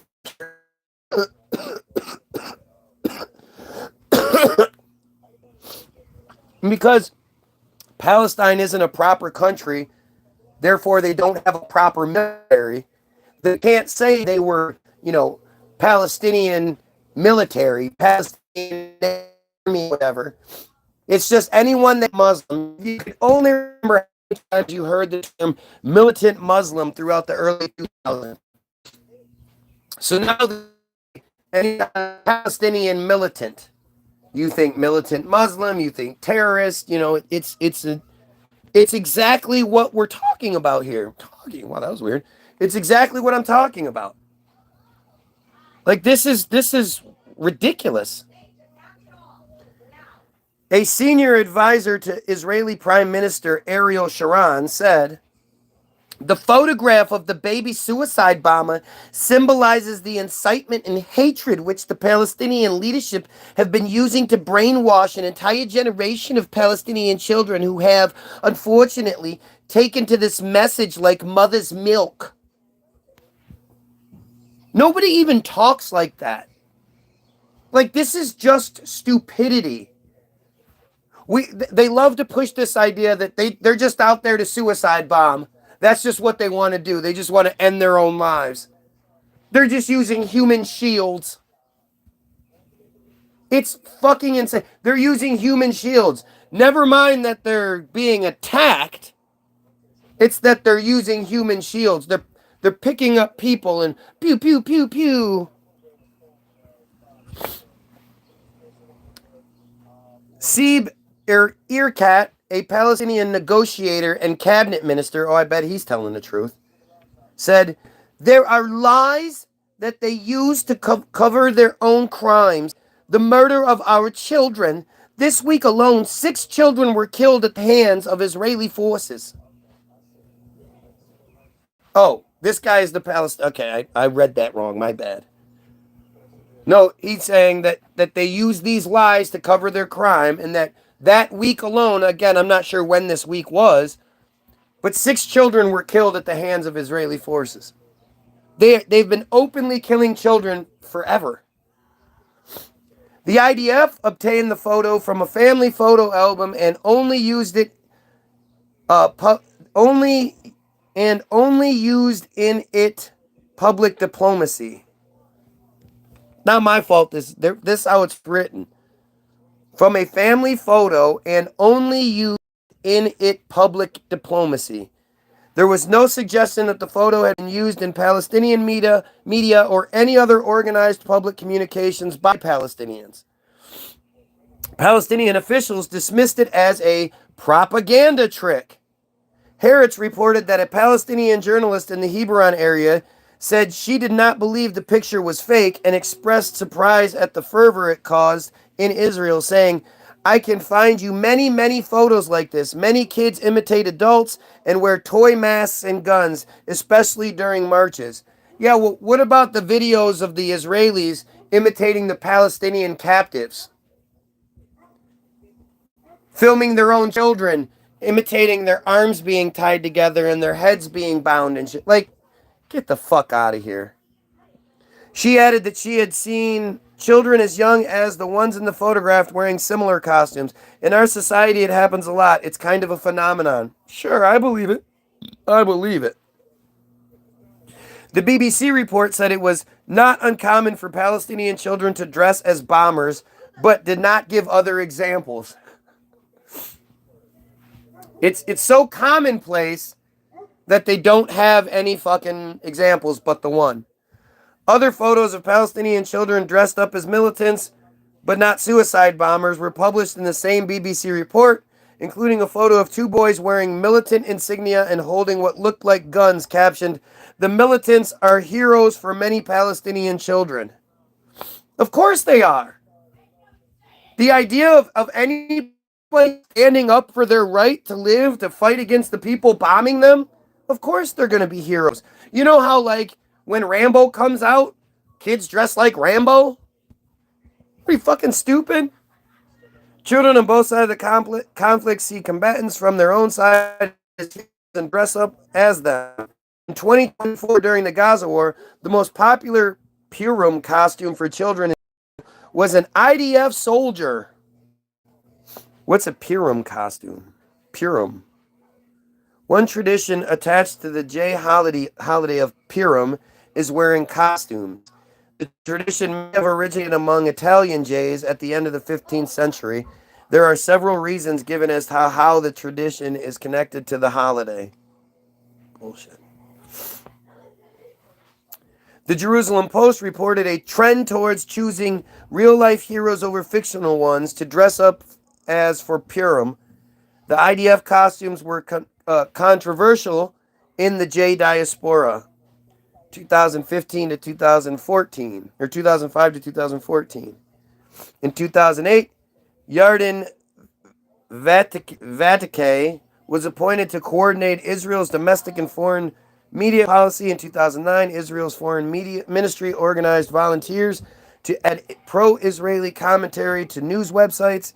A 2010 report produced for the Israeli cabinet by the Reut Institute and cited by the newspaper Haaretz exemplifies the common Israeli view that Hezbollah efforts are needed to respond to what it describes as a diffuse delegitimization network of anti-Israel activists.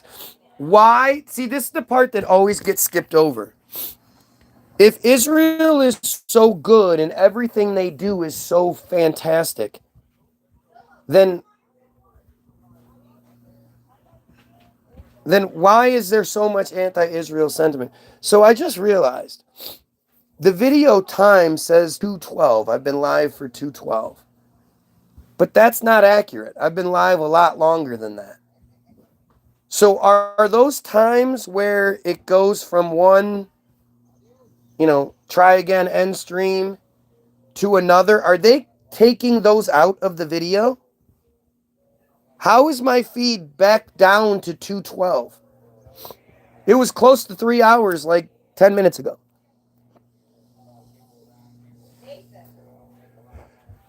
So they're literally taking pieces out of my videos. They're cutting those pieces out of my live feeds. Makes you wonder what's been cut out.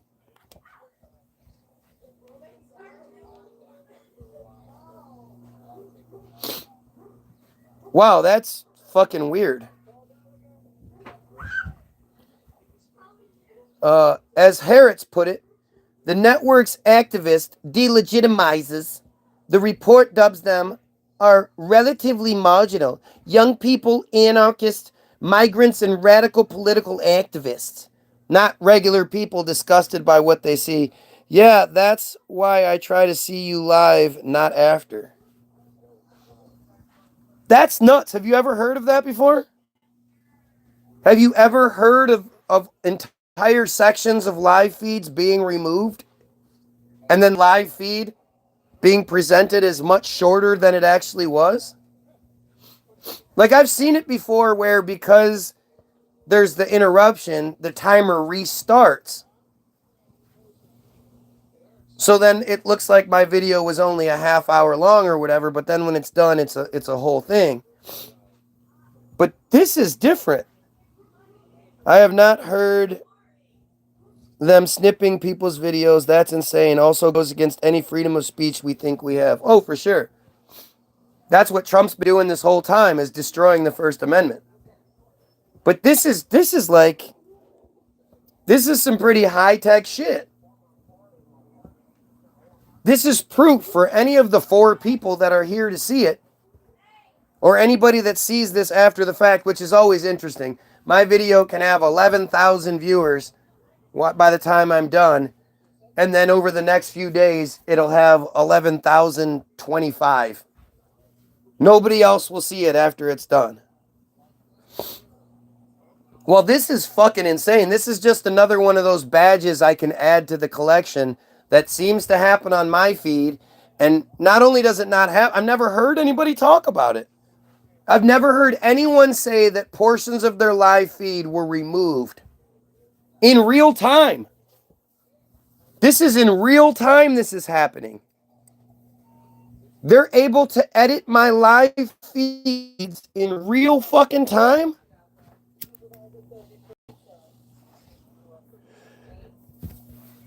They can edit out the information, but the fact that there's an edit to begin with should really show people something.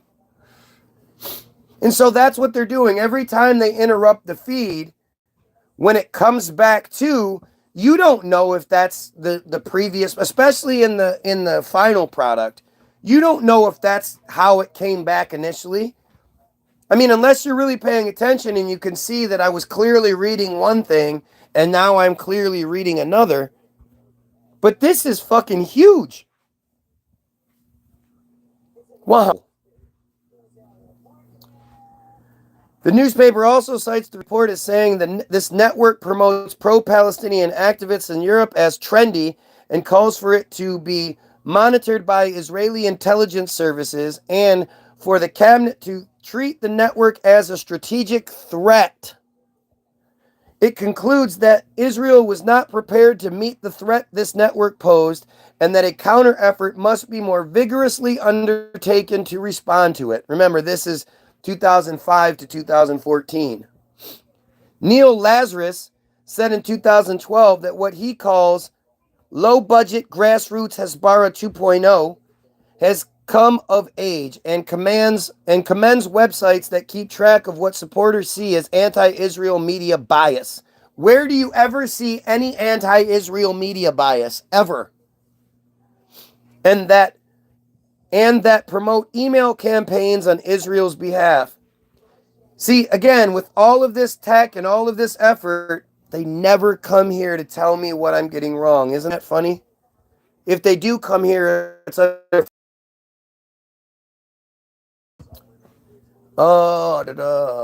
He observes that Israel's Hasbara seems to be becoming more dynamic as the diaspora takes responsibility, and that even day schools and massa programs have been conscripted to the task. Massa Israel Journey, established in 2004 by the J Agency and the government of Israel, provides young J adults in the diaspora with transformative experiences in Israel spanning from 4 weeks to 10-month programs for ages between 16 and 50. These are just paid vacations.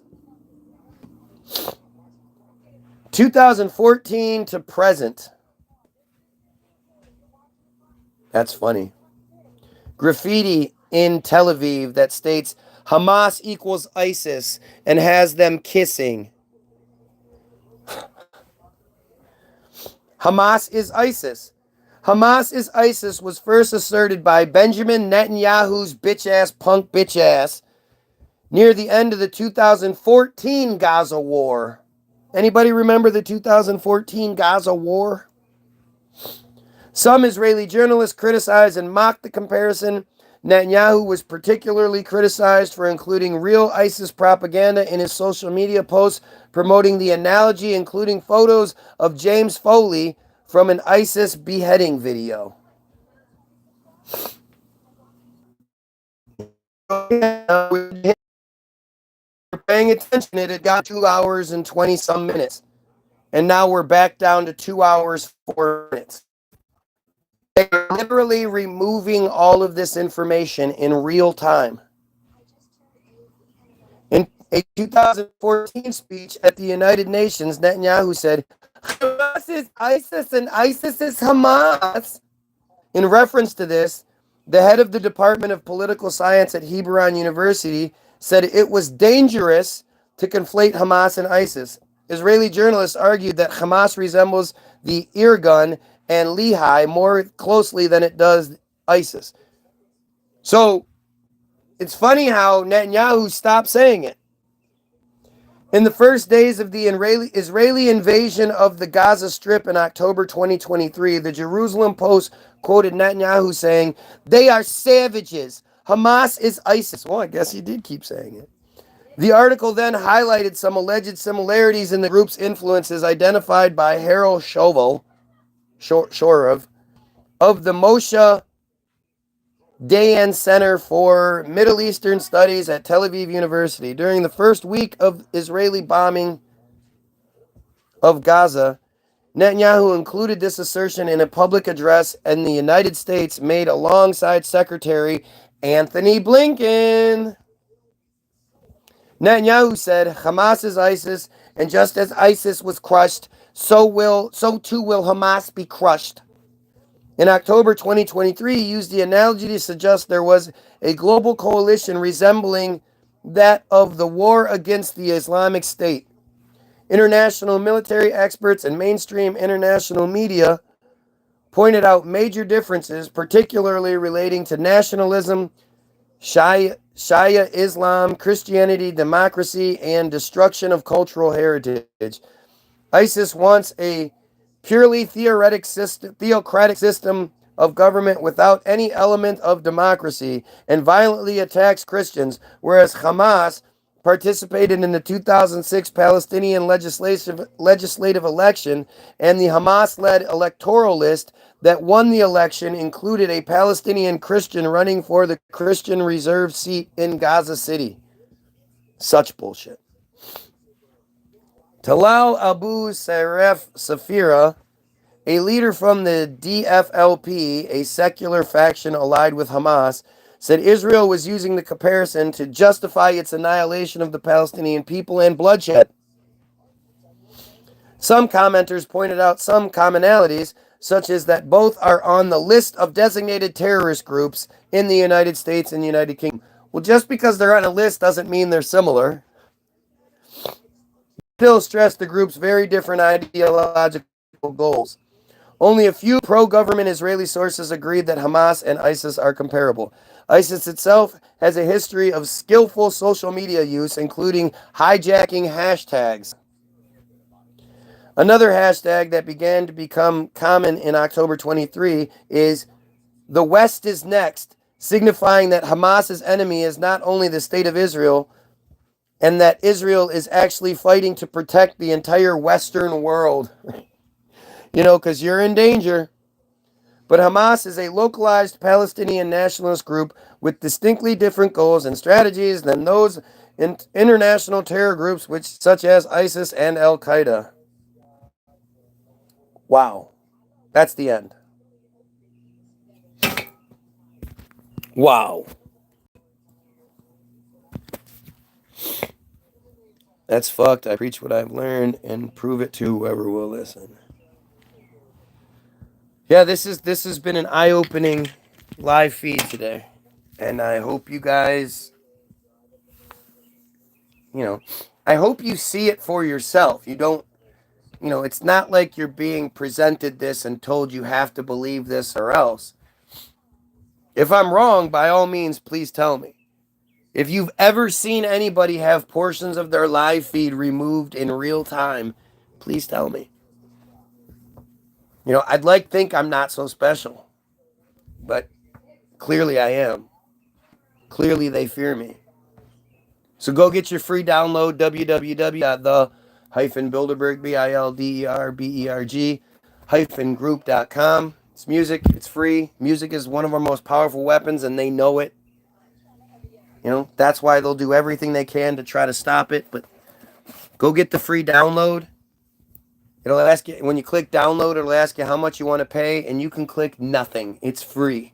All we ask is that you share it. We absolutely appreciate all the downloads that have come in and continue to come in, or the donations. But all we ask is that you share it with somebody. Just share it. Just play it for somebody else. Share it. Have somebody else download it. Go watch Hollywoodism. Hollywoodism, especially in the context of what we've learned today, is so much more prominent and so much more prevalent. I just can't. It's amazing how easy it is to push these, to put all these dots together and form the picture. It's just, you have to really try to not see it at this point. So go watch Hollywoodism, go get your free download, and go check out the 2 music videos, COVID Sauce and Donald Trump Hates America. The Facebook videos, they're attached. This will all be in the description. Oh, I see it now. It's mind-blowing. It is. And if I was wrong, why would it be happening? The only reason it makes sense, the only way it makes sense, is if you explain it the way I am. You see it for what you have to be a fucking idiot not to see this.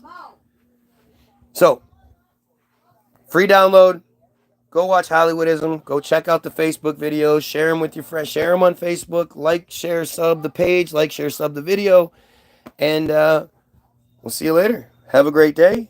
And, of course, you pedophiles, Israelis, kill yourself.